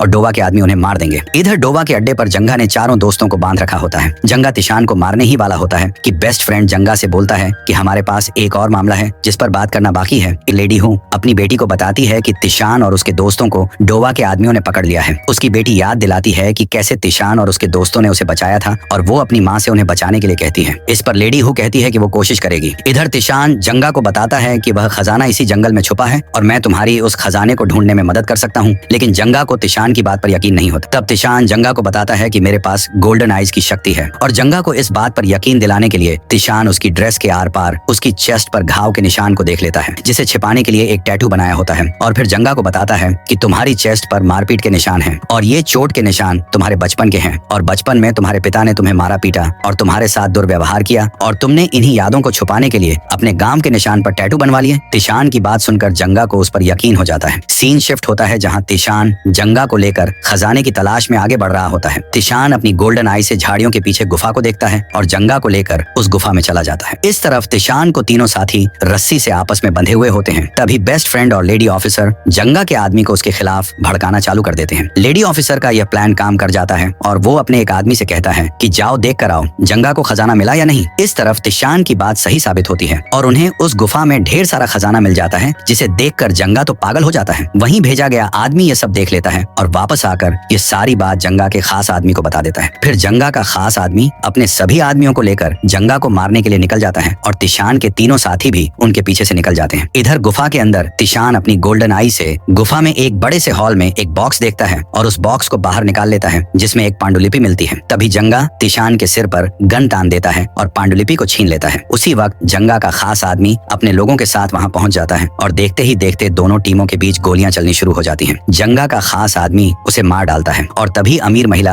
अपने साथियों के साथ वहां पहुंच जाती है और वो उन सभी को मार देती है। तिशान वो पांडुलिपि लेने जंगा के पास जाता है, लेकिन तभी वहां टीयर गैस के गोले आकर गिरते तिशान बेहोश हो जाता है। हालांकि अपनी गोल्डन आइज की मदद से तिशान देख लेता है कि अमीर महिला ने पांडुलिपि ले ली है। इधर लेडी ऑफिसर भी बेहोश होने से पहले अमीर महिला का मास्क हटा लेती है और फिर बेहोश हो जाती है। सीन शिफ्ट होता है जहाँ तिशान को अपने घर में होश आता है। उसका दोस्त उसे बताता है कि लेडी हु ने उन सभी को बचाकर यहाँ भेज दिया और वो सारा खजाना भी किसी ने चुरा लिया है। तिशान को यह जानकर बहुत दुख होता है कि शुरू से लेकर अब तक अमीर महिला सिर्फ उसका इस्तेमाल कर रही थी। गोल्डन आइज होने के बावजूद भी तिशान अमीर महिला का असली रंग नहीं देख पाया और उसका भी कट गया। इधर पुलिस स्टेशन में लेडी ऑफिसर अपने सीनियर को बताती है कि वो अपने मिशन को पूरा करने के बहुत करीब थी, लेकिन उसका सीनियर उसे भरोसा दिलाता है कि तुम ये मिशन कर सकती हो। फिर हमें रात में अमीर महिला को दिखाया जाता है जो पांडुलिपि पढ़ रही होती है। उसमें फेंक कुवान की जीवनी का उल्लेख होता है जो गोल्डन आइज की असाधारण शक्तियों के साथ पैदा हुआ। फेंक कुवान बताता है कि गोल्डन आइज की शक्तियों की मदद से मैंने खूब पैसा कमाया। बाद में फिर मैं बीमार पड़ गया और मैं इतने दर्द में था कि मैं अब जी जीना नहीं चाहता था और मैं मर रहा था। तभी यहाँ पर पांडुलिपि में लिखे हुए शब्दों का अंत हो जाता है। फिर अमीर महिला किसी को कॉल करके बताती है कि फेंकन संबंधित बाजार में जितनी भी प्राचीन वस्तुएं हैं और जितनी भी पांडुलिपियां हैं वह मुझे चाहिए, और कुछ ही दिनों में मंगोलिया में फेंकन संबंधित कब्र की खोज होने वाली है, उस पर विशेष ध्यान रखना। अगले दिन गिया तिशान और दोस्त के लिए खाना लाती है। उसे पता चलता है कि तिशान घर से बाहर ही नहीं निकला। फिर वह उनसे कहती है कि वे एंटीक मार्केट जाएंगे ताकि तिशान अपने पुराने काम पूरे कर सके। अगले दिन सभी एंटीक मार्केट जाते हैं, लेकिन तिशान अब भी दुखी रहता है। अमीर बिजनेसमैन उससे वजह पूछता है तो वह कहता है कि लोग एक दूसरे से धोखा कर रहे हैं और अब वह किसी से ज्यादा मेल जोल नहीं रखना चाहता। ये सुनकर अमीर बिजनेसमैन समझ जाता है कि तिशान का दिल प्यार में टूट गया है। दूसरी ओर जगुआर लेडी ऑफिसर से मिलता है और बताता है कि कुछ दिन पहले उसने ऐसे लोगों को पकड़ा था जिनके पास अवैध सामान था, लेकिन वे उन्हें चकमा देकर भाग गए। अब आज रात के समय एंटीक मार्केट में उनका सौदा होने वाला है। अगले सीन में लेडी ऑफिसर अपनी टीम के साथ उन डीलरों को पकड़ लेती है जो वाहन में सामान ले जा रहे थे, लेकिन तभी कोई वाहन लेकर भाग जाता है। बाकी तीनों को सामान के साथ पकड़ लिया जाता है। लेडी ऑफिसर प्रोफेसर मैंग और दादाजी के साथ सामान की जांच करवाती है। प्रोफेसर मैंग बताती है कि यह हान साम्राज्य के समय की है और मैंने कभी यह नहीं सुना कि हान साम्राज्य की प्राचीन वस्तुएं इनर मंगोलिया में मिलती हैं। इधर तिशान को उदास देखकर दादाजी उससे पूछते हैं कि वह उदास क्यों है। वह कहता है कि वह यहाँ काम के बारे में जानकारी लेने आया था, लेकिन लोगों के धोखे को देखकर उसका मन टूट गया। इस पर अंकल उसे समझाते हैं कि किसी भी काम में अच्छे और बुरे दोनों तरह के लोग मिलते हैं। ये हम पर निर्भर करता है कि हम किससे कैसा व्यवहार करें। समस्याएं हर इंसान की जिंदगी में आती हैं और हमें उनसे सीखकर आगे बढ़ना चाहिए। इसके अलावा वे शियांग रुई को यह भी कहते हैं कि अब से अपनी प्रतिभा को छिपा कर रखना, क्योंकि लोग ऐसे लोगों का फायदा जल्दी उठा लेते हैं। इसके बाद तिशान 2 तस्वीरें दिखाता है और कहता है कि उन्होंने कुछ लोगों को पकड़ा है जो इनर मंगोलिया से कीमती चीजें सप्लाई कर रहे हैं। मूर्ति पर एक अजीब सा निशान मिला है जिसकी जांच के लिए वह प्रोफेसर मैंग के साथ कब्रों की खोज में जा रहा है और इसमें बाकी सभी को भी चलना होगा। अगले सीन में सभी इनर मंगोलिया की कब्रों के पास होते हैं, जहां काउंटी प्रमुख प्रोफेसर मैंग से कहता है कि यहाँ कोई ऐसा व्यक्ति नहीं है जो चीनी भाषा समझता हो और इलाके का सही मार्गदर्शन कर सके, और एक व्यक्ति है जो चाइनीज भाषा जानता है, लेकिन वह बहुत जिद्दी है और जैसे ही उसने आर्कियोलॉजिकल टीम का नाम सुना तो उसने गाइड करने से साफ मना कर दिया। इस पर प्रोफेसर मैंग उससे दोबारा बात करने के लिए जोर देती है। फिर काउंटी चीफ अपने जूनियर के साथ उस गाइड से मिलने आते हैं जिसका नाम बोगर होता है। यहाँ पर जूनियर बोगर से पूछता है कि आप हमारी मदद क्यों नहीं कर सकते। इस पर बोगर एक लंबा भाषण देते हुए कहता है कि आप इस घास के मैदान को देखो, अगर आप इस मैदान में गड्ढे करोगे तो फिर इनमें बारिश का पानी भरना शुरू हो जाएगा और मैं ऐसा हरगिज होने नहीं दूंगा। इस पर जूनियर समझाते हुए बोलता है कि आपके घास के मैदानों के संरक्षण के लिए सरकार निरंतर प्रयास कर रही है। हमारा उद्देश्य आपके घास के मैदानों को बर्बाद करना नहीं है, हम तो केवल आपसे इतना चाहते हैं कि हमारी मदद कीजिए ताकि हम केवल उस जगह पर खुदाई कर सके जहाँ पर प्राचीन सभ्यता और कब्रों के निकलने की संभावना हो। और आप एक बार हमारे उपकरणों को देखिए, हम प्रोफेशनल तरीके से बिना पर्यावरण को ज्यादा नुकसान पहुंचाए खोज करने आए हैं। फिर हमें आर्कियोलॉजी टीम के टेंटों को दिखाया जाता है जहाँ काउंटी चीफ और जूनियर के साथ साथ बोगर आता है और पूरी आर्कियोलॉजिकल टीम को देखता है। साथ ही प्रोफेसर मैंग का असिस्टेंट बोगर को अपने सारे उपकरणों की जानकारी देता है। ये सब देखकर बोगर इंप्रेस हो जाता है, लेकिन अभी भी वो उनकी मदद करने को तैयार नहीं होता। अगले सीन में इनर मंगोलिया के लोगों द्वारा अपनी सभ्यता और कल्चर का प्रदर्शन दिखाया जाता है। वहीं लेडी ऑफिसर भी शानदार डांस करने लगती है और यह सब बोगर भी देख रहा होता है। फिर जूनियर बोगर से पूछता है कि क्या वो उनकी मदद करेगा। इस पर बोगर कहता है कि तुम सबको यह सिद्ध करना होगा कि जिस प्रकार तुम प्राचीन सभ्यता और कल्चर की खोज करने आए हो, उस प्रकार तुम सब लोग महान और शक्तिशाली योद्धा भी हो या नहीं हो। इस पर जूनियर बोगर के चैलेंज को एक्सेप्ट कर लेता है और फिर हमें दोनों के बीच एक एक हाथ कुश्ती के युद्ध को दिखाया जाता है और इस कुश्ती के युद्ध में जो पहले जिसे गिराए वही विजेता होगा और बोगर जूनियर को बुरी तरह से हरा देता है। और यह देखकर लेडी ऑफिसर बोगर के चैलेंज को एक्सेप्ट कर लेती है, लेकिन बोगर का भाई कहता है कि हम औरतों से नहीं लड़ते। इस पर लेडी ऑफिसर बोलती है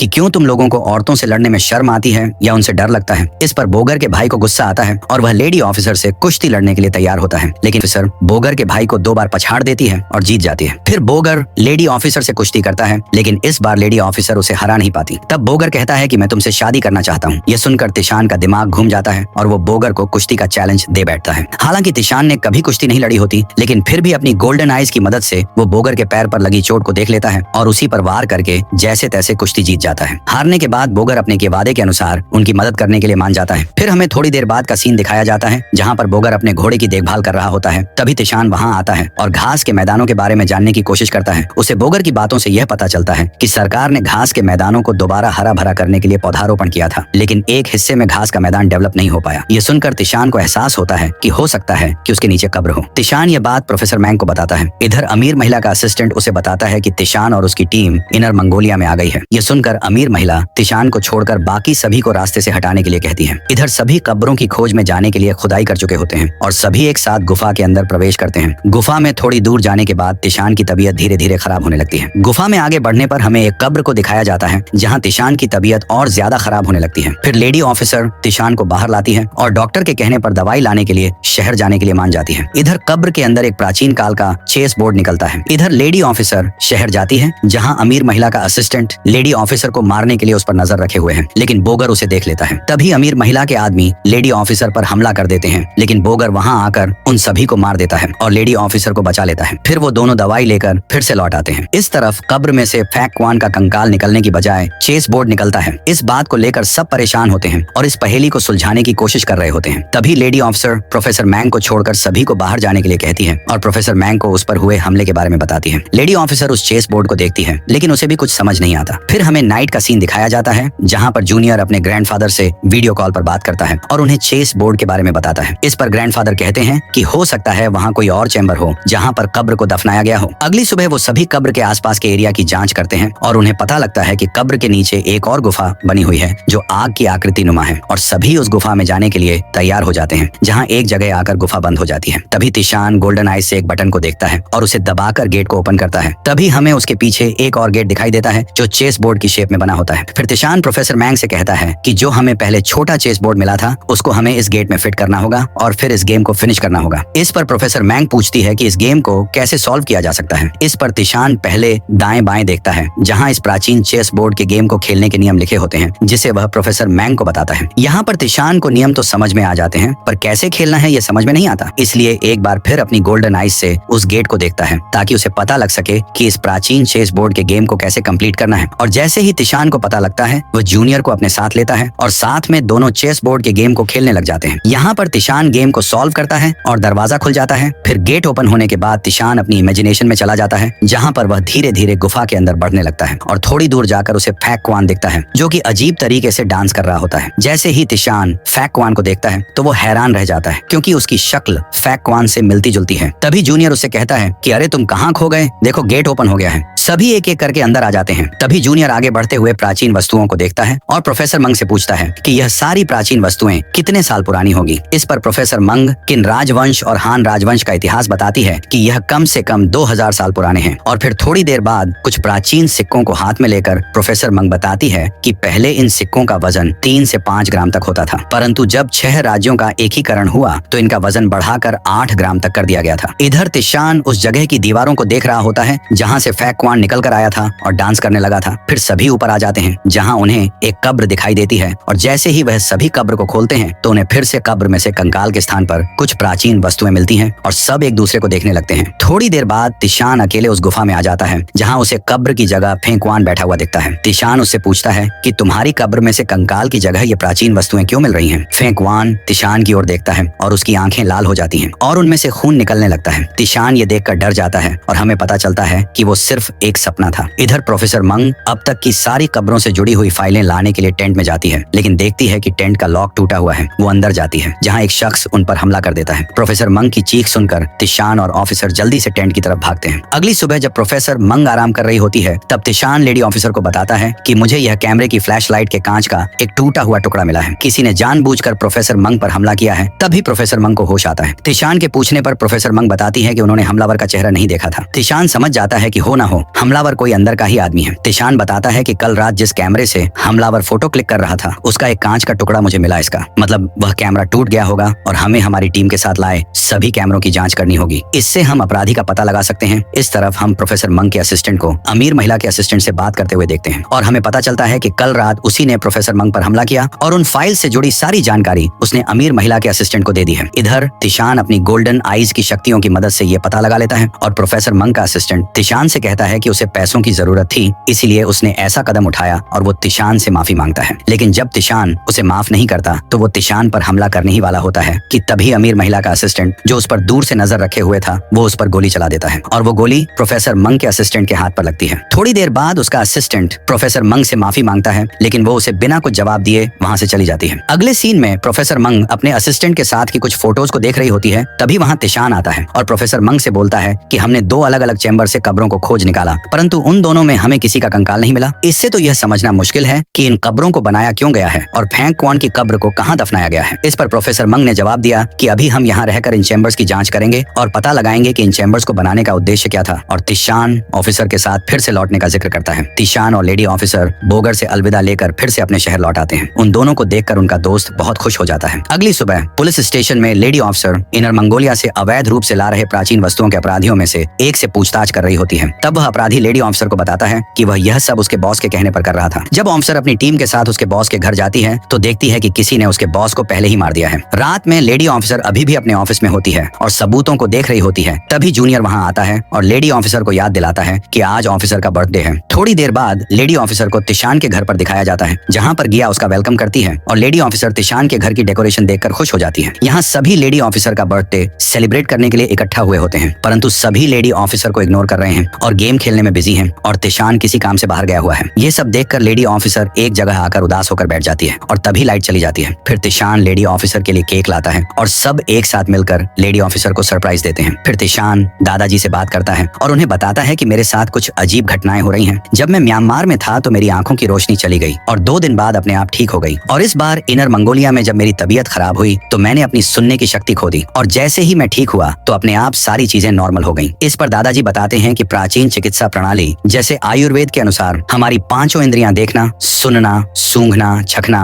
और स्पर्श महसूस करना, ये सभी आपस में जुड़ी होती हैं और इनमें से किसी का खराब होना सामान्य बात नहीं है। उसी समय तिशान के मॉडर्नाइज सीजन 1 के पिछले पार्ट में हमने देखा था कि तिशान को अमीर महिला का कॉल आता है और वो उसकी कार में बैठकर चला जाता है। इस पार्ट की शुरुआत में तिशान अमीर महिला के साथ बैठा होता है और पूछता है कि अब तुम्हें मुझसे क्या चाहिए। इस पर अमीर महिला बोलती है कि मुझे आपकी केवल एक मदद चाहिए। इस पर तिशान कहता है कि मैं सिर्फ अपने दोस्तों की मदद करता हूँ, धोखेबाज इंसानों की नहीं। इस पर अमीर महिला उससे एक व्यापारिक सौदा करने के लिए कहती है, लेकिन तिशान कहता है मुझे किसी भी व्यापारिक सौदे में कोई दिलचस्पी नहीं है और तिशान उठकर जाने लगता है। तभी अमीर महिला कहती है कि क्या तुम गोल्डन आइज के बारे में जानना नहीं चाहोगे और उस पांडुलिपि के बारे में जो हमें म्यांमार में मिली थी, उसमें क्या लिखा है, क्या यह तुम जानना नहीं चाहोगे। इस पर तिशान पूछता है क्या जानती हो तुम गोल्डन आइज के बारे में। इस पर अमीर महिला जवाब देती है मैं बहुत सी ऐसी बातें जानती हूँ जो तुम अभी तक नहीं जानते। अगर तुम भी गोल्डन आइज के बारे में जानना चाहते हो तो तुम्हें इसके लिए मुझसे एक डील करनी होगी जिसमें तुम एक व्यापारिक सौदे में मेरी मदद करोगे और मैं तुम्हें गोल्डन आइज के बारे में बताऊंगी। हमारी कल सुबह 11 बजे की फ्लाइट है और मैं तुमसे एयरपोर्ट पर मिलूंगी। तिशान टिकट लेकर वहां से चला आता है। इधर तिशान जब घर लौटता है तो लेडी ऑफिसर उसी का इंतजार कर रही होती है। वो तिशान से पूछती है क्या तुम उस कलमुही से मिलने गए थे। इस पर तिशान कहता है कि हाँ, मुझे कुछ पर्सनल रीजन की वजह से अमीर महिला से मिलना पड़ा। ये सुनकर ऑफिसर वहां से चली जाती है। उसके जाने के बाद दादाजी वहां आते हैं और तिशान से कहते हैं कि सभी के जाने के बावजूद ऑफिसर तुम्हारा इंतजार करती रही। इससे ये पता चलता है कि वो तुम्हारी कितनी परवाह करती है। अगली सुबह तिशान की फ्लाइट यूनान में लैंड होती है। तिशान और अमीर महिला एक रेस्टोरेंट में बैठे होते हैं। तब अमीर महिला उसे बताती है कि उसके पास एक कीमती पत्थर है जिसकी कीमत करोड़ों में है, लेकिन अभी मार्केट मंदा है, जिस वजह से उस पत्थर के लाख रुपए भी नहीं आ रहे। इसलिए अमीर महिला चाहती है कि तिशान एग्जीबिशन में उस पत्थर की कीमत को बढ़ाए। ये सुनकर तिशान कहता है कि मैं आपके साथ किसी प्रकार का इल्लीगल काम नहीं करूंगा और लोगों को धोखा देना मेरी फितरत में नहीं है। इस पर अमीर महिला कहती है कि मैं आपसे किसी प्रकार का इल्लीगल काम नहीं करवाना चाहती। आप खुद एक बार उस कीमती पत्थर की जांच कर लेना और आपको तो केवल अधिक से अधिक बोली पर उस कीमती पत्थर को खरीदना है और बाद में हमारी टीम उसे बढ़े हुए मूल्य पर वापस किसी और व्यक्ति को बेच देगी। फिर सीन शिफ्ट होता है और हमें इस ड्रामे में नए कैरेक्टर को दिखाया जाता है जिसका नाम होता है मिस्टर नागा। यहाँ उसकी असिस्टेंट उसे बताती है कि तिशान यूनान में आ गया है और आज शाम एग्जीबिशन में शामिल होने वाला है। इधर हम लेडी ऑफिसर को देखते हैं जो एक केस के सिलसिले में यूनान पहुंच गई और वो उसी होटल में है जहां पर एग्जीबिशन होने वाला है। लेडी ऑफिसर जूनियर के भाई से पूछती है क्या आपने अमीर महिला को देखा है। इस पर जूनियर का भाई जवाब देता है कि वो तिशान के साथ है और वह दोनों किसी मैटर पर आपस में बात कर रहे हैं। बाद में हम तिशान और अमीर महिला को एग्जीबिशन में देखते हैं जहां पर मिस्टर नागा और उसकी असिस्टेंट भी बैठी हुई हैं और यहाँ हमें लेडी ऑफिसर और जूनियर के भाई को भी बैठा हुआ दिखाई देता है। अब उस कीमती पत्थर पर बोली लगना शुरू हो जाती है जिसके बारे में अमीर महिला ने तिशान को बताया था। उस कीमती पत्थर की शुरुआती बोली 6 मिलियन होती है और यहाँ पर तिशान बार बार बढ़ी हुई प्राइस पर बोली लगाकर उसकी कीमत 16 मिलियन तक ले आता है। यहाँ मिस्टर नागा तिशान और अमीर महिला पर नजर रखे हुए हैं। थोड़ी देर बाद वो पत्थर 16 मिलियन में बिक जाता है। फिर पार्टी में मिस्टर नागा तिशान से मिलते हैं। मिस्टर नागा यहाँ अपना इंट्रोडक्शन देते हैं कि वह नागा स्टॉक ट्रेडिंग कंपनी के ओनर हैं। मिस्टर नागा कहता है कि हमारा रिश्ता काफी पुराना है और मुझे उम्मीद है कि हमारी मुलाकात भविष्य में दोबारा होगी और यह बोलकर मिस्टर नागा वहां से चले जाते हैं। थोड़ी देर बाद ग्रैंडफादर मिस्टर नागा से मुलाकात करते हैं और बताते हैं कि मैं आपके पिताजी को जानता हूँ। यह उस समय की बात है जब मैं और आपके पिताजी आर्कोलॉजिकल डिपार्टमेंट की तरफ से किसी कब्र की खोज में जा रहे थे। तभी अंतिम समय में मेरी जगह तिशान के ग्रैंडफादर चले गए, लेकिन उस समय के मेरे और आपके पिताजी के लेटर्स और डॉक्यूमेंट अभी भी मेरे पास रखे हुए हैं। इस पर मिस्टर नागा बोलते हैं कि मुझे नहीं पता था कि कोई व्यक्ति उस घटना के बारे में जानता होगा। इस पर ग्रैंडफादर ऑफिसर जवाब देते हैं कि हर बार कोई ना कोई ऐसा इंसान होगा जो अतीत के बारे में जानता होगा। इस तरफ लेडी ऑफिसर को एक मैसेज मिलता है और जिसमें उसे रूम नंबर 126 में आने के लिए कहा जाता है। जब ऑफिसर कमरे में जाती है तो वहां पर अंधेरा होता है और कोई पीछे से उस पर हाथ रख देता है। लेडी ऑफिसर अपने बचाव में उस पर हमला कर देती है। तभी तिशान जल्दी से लाइट्स ऑन करता है। असल में तिशान ने लेडी ऑफिसर का बर्थडे सेलिब्रेट करने के लिए उसे सरप्राइज दिया है। अगली सुबह अमीर महिला तिशान को एक पेन ड्राइव देती है जिसमें पांडुलिपि होती है। वो बताती है कि तुम्हें फक्वान के जीवन के दूसरे भाग को नहीं जानना चाहिए। भले ही फक्वान ने अपने जीवन में खूब धन संपदा और ख्याति प्राप्त की और भले ही उसके पास गोल्डन आइज की पावर थी, लेकिन उसके जीवन का दूसरा भाग काफी दुखद रहा। वह अचानक बीमार पड़ गया। उसकी 5 इंद्रियों ने काम करना बंद कर दिया और वो लगभग पागल हो गया था।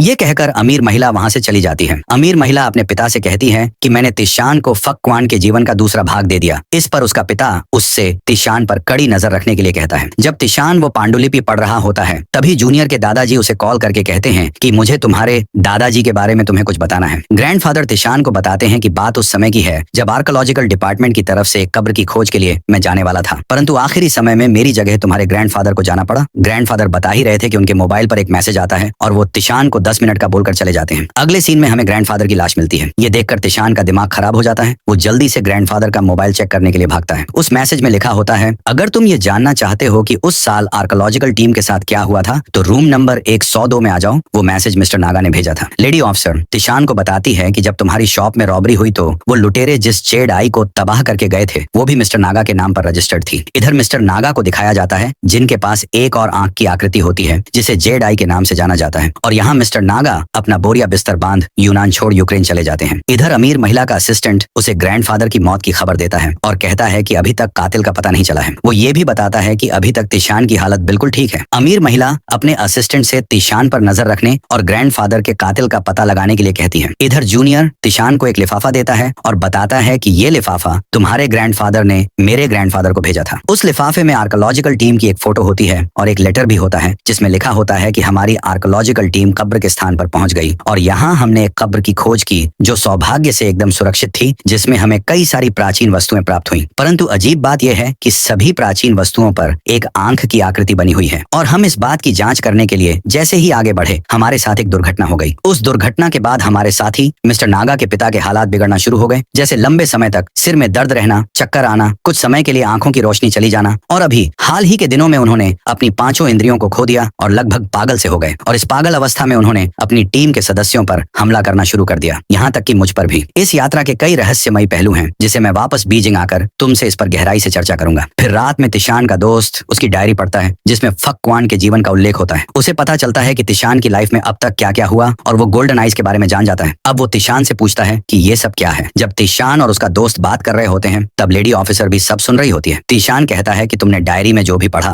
वो सब सच है। मेरे पास गोल्डन आइज की शक्तियां हैं और फक्वान की तरह मैं भी धीरे धीरे कमजोर पड़ रहा हूँ और शायद हो सकता है अगले 2 से 3 साल में मैं मर जाऊं। इस पर उसका दोस्त जवाब देता है कि आज के आधुनिक युग में मेडिकल साइंस काफी डेवलप हो चुकी है और हम इसका इलाज भी करवा लेंगे। बाद में अमीर महिला तिशान से मिलती है और कहती है मुझे पता है मिस्टर नागा कहाँ है, और वो तिशान को मिस्टर नागा के प्राइवेट जेट की डिटेल्स देती है जिससे तिशान को पता चलता है कि मिस्टर नागा यूक्रेन में है। अगले सीन में तिशान और उसकी टीम यूक्रेन पहुंच जाती है जहां लेडी ऑफिसर जांच करके बताती है कि कई सालों से विक्टर के परिवार और मिस्टर नागा के परिवार के बीच व्यापारिक संबंध है और मिस्टर नागा अपनी सभी मूल्यवान और प्राचीन वस्तुएं विक्टर के म्यूजियम में रखता है और कुछ दिनों में विक्टर अपने म्यूजियम की 100 साल की एनिवर्सरी मनाने वाला है और हमें विश्वास है कि मिस्टर नागा विक्टर के इस प्रोग्राम में जरूर आएगा। तिशान का दोस्त विक्टर से दोस्ती करने का एक प्लान बनाता है। प्लान के मुताबिक तिशान एक चाइनीज बिजनेसमैन है जिसके पास पैसे की कोई कमी नहीं है, जो अपनी गर्लफ्रेंड यानी लेडी ऑफिसर को इम्प्रेस करने के लिए यहाँ आया है। फिर वो सभी विक्टर के म्यूजियम में जाते हैं और एक एक करके सभी प्राचीन वस्तुओं को खरीदने लगते हैं। तभी तिशान एक प्राचीन वस्तु की विशेषताओं और इतिहास के बारे में बताने लगता है। ये देखकर विक्टर वहाँ आता है और तिशान से बोलता है कि आप मुझे एक विशेषज्ञ लगते हैं। विक्टर तिशान की बातों से इम्प्रेस होकर उसे अपने ऑफिस में कॉफी के लिए इनवाइट करता है। मौका पाते ही तिशान विक्टर से कहता है कि उसे एक मदद चाहिए। क्या विक्टर मिस्टर नागा को ढूंढने में उसकी मदद कर सकता है? लेकिन विक्टर उन्हें मना करके वहां से जाने के लिए कहता है। उनके जाते ही विक्टर मिस्टर नागा को मैसेज करता है कि तिशान तुम्हें ढूंढता हुआ यहाँ तक आ गया है। अगली सुबह तिशान, ऑफिसर और उनका दोस्त फिर से विक्टर के म्यूजियम में पहुंच जाते हैं और कहते हैं कि हम आपकी म्यूजियम की सबसे मूल्यवान वस्तु रूबी डायमंड को देखने आए हैं। इस पर विक्टर कहता है कि हमने इस बार उसे एग्जीबिशन में नहीं लगाया है। इस पर लेडी ऑफिसर कहती है कि 1 महीने पहले आपने आधी रात में पुलिस को बुलवाया था और बाद में आपके म्यूजियम की तरफ से अनाउंसमेंट आया कि म्यूजियम में कोई चोरी नहीं हुई है। अगर ऐसा है तो फिर पुलिस को बुलवाया क्यों गया? मुझे लगता है कि ऐसा कोई दुश्मन है जो आपकी म्यूजियम की प्रतिष्ठा को ठेस पहुंचाना चाहता है। तिशान विक्टर को समझाता है कि आप चिंता मत कीजिए, हम यहाँ आपको किसी भी तरीके तरीके से परेशानी में डालने नहीं आए हैं, हम तो आपकी मदद करना चाहते हैं। इस बार फिर से विक्टर उन्हें अपने ऑफिस में ले जाता है, जहां वह बताता है कि आपने सही कहा, 1 महीने पहले हमारे म्यूजियम की शान, सबसे बहुमूल्य वस्तु रूबी डायमंड चोरी हो गया, इसलिए हमने उसे एग्जीबिशन में नहीं लगाया। इस पर तिशान का दोस्त कहता है कि हम बिना किसी को पता चले रूबी डायमंड का पता लगाएंगे, बशर्ते आपको हमें मिस्टर नागा के बारे में जानकारी देनी होगी। विक्टर उनकी ये शर्त मान लेता है। इसके बाद वो तीनों जानबूझकर म्यूजियम में हंगामा करने का नाटक करते हैं और तभी एक फोटोग्राफर उनकी फोटोज क्लिक करने लग जाता है। तभी लेडी ऑफिसर उसे पकड़ने पहुंचती है, लेकिन फोटोग्राफर भागने लगता है। तीनों उसका पीछा करते हैं, लेकिन तभी बहुत सारे गुंडे आ जाते हैं जो उस फोटोग्राफर के साथी होते हैं। अगले सीन में वो गुंडे तीनों को बंधी बनाकर एक हवेली पर ले आते हैं। एक लेडी उनसे पूछताछ करती है कि तुम लोग मेरे आदमी का पीछा क्यों कर रहे थे। इस पर तिशान कहता है कि वह फोटोग्राफर हमें संदिग्ध व्यक्ति लग रहा था। इस पर वो लेडी कहती है, जब तक विक्टर मुझसे माफी नहीं मांगेगा मैं उसका रूबी डायमंड नहीं दूंगी, और वो तीनों को एक कमरे में बंद कर देती है। तभी लेडी ऑफिसर अपने हाथ को खोलती है, फिर एक एक करके तिशान और दोस्त के हाथ भी खोल देती है। फिर तिशान कहता है कि जब हम इस हवेली में एंटर हुए तो मैंने मेन हॉल में एक पेंटिंग देखी, जिसके पीछे उस लेडी ने रूबी डायमंड को छुपा कर रखा हुआ है। फिर वो तीनों कमरे से बाहर निकल आते हैं, जहां उन्हें कैमरामैन मिलता है, और लेडी ऑफिसर उसकी धुनाई कर देती है और पूछती है कि वह लेडी कौन है और उसकी विक्टर से क्या दुश्मनी है। इस पर कैमरामैन कहता है कि उस लेडी का नाम एलिना है और ये दोनों हस्बैंड वाइफ हैं। ये सुनकर सब लोग चौंक जाते हैं। थोड़ी देर बाद तीनों उस पेंटिंग के सामने पहुंच जाते हैं, जहां पर तिशान का दोस्त उस पेंटिंग को हटाता है और उसके पीछे एक तिजोरी दिखाई देती है, जिसके पिन कोड तिशान अपनी गोल्डन आईज से देख लेता है और तिजोरी को खोल देता है और तिजोरी से रूबी डायमंड निकाल लेता है। तभी वहां पर एलिना आ जाती है, तो तिशान का दोस्त एलिना से पूछ बैठता है कि आपने विक्टर से क्या दुश्मनी है। इस पर एलिना बताती है कि विक्टर मुझे किसी भी एनिवर्सरी पर घुमाने नहीं ले गया, जिस वजह से हमारा झगड़ा हुआ और हमने डिवोर्स ले लिया। एलिना की बात सुनकर तिशान एलिना को विश्वास दिलाता है कि कल आप रूबी डायमंड को लेकर म्यूजियम में आएंगी और विक्टर सबके सामने आपसे माफी मांगेगा। इस तरफ अमीर महिला उस लुटेरों के बॉस से कहती है कि मिस्टर नागा ने वो जेड आई विक्टर के म्यूजियम में रखी है और तुम्हें म्यूजियम को लूटने का प्लान बनाना है। इधर एलिना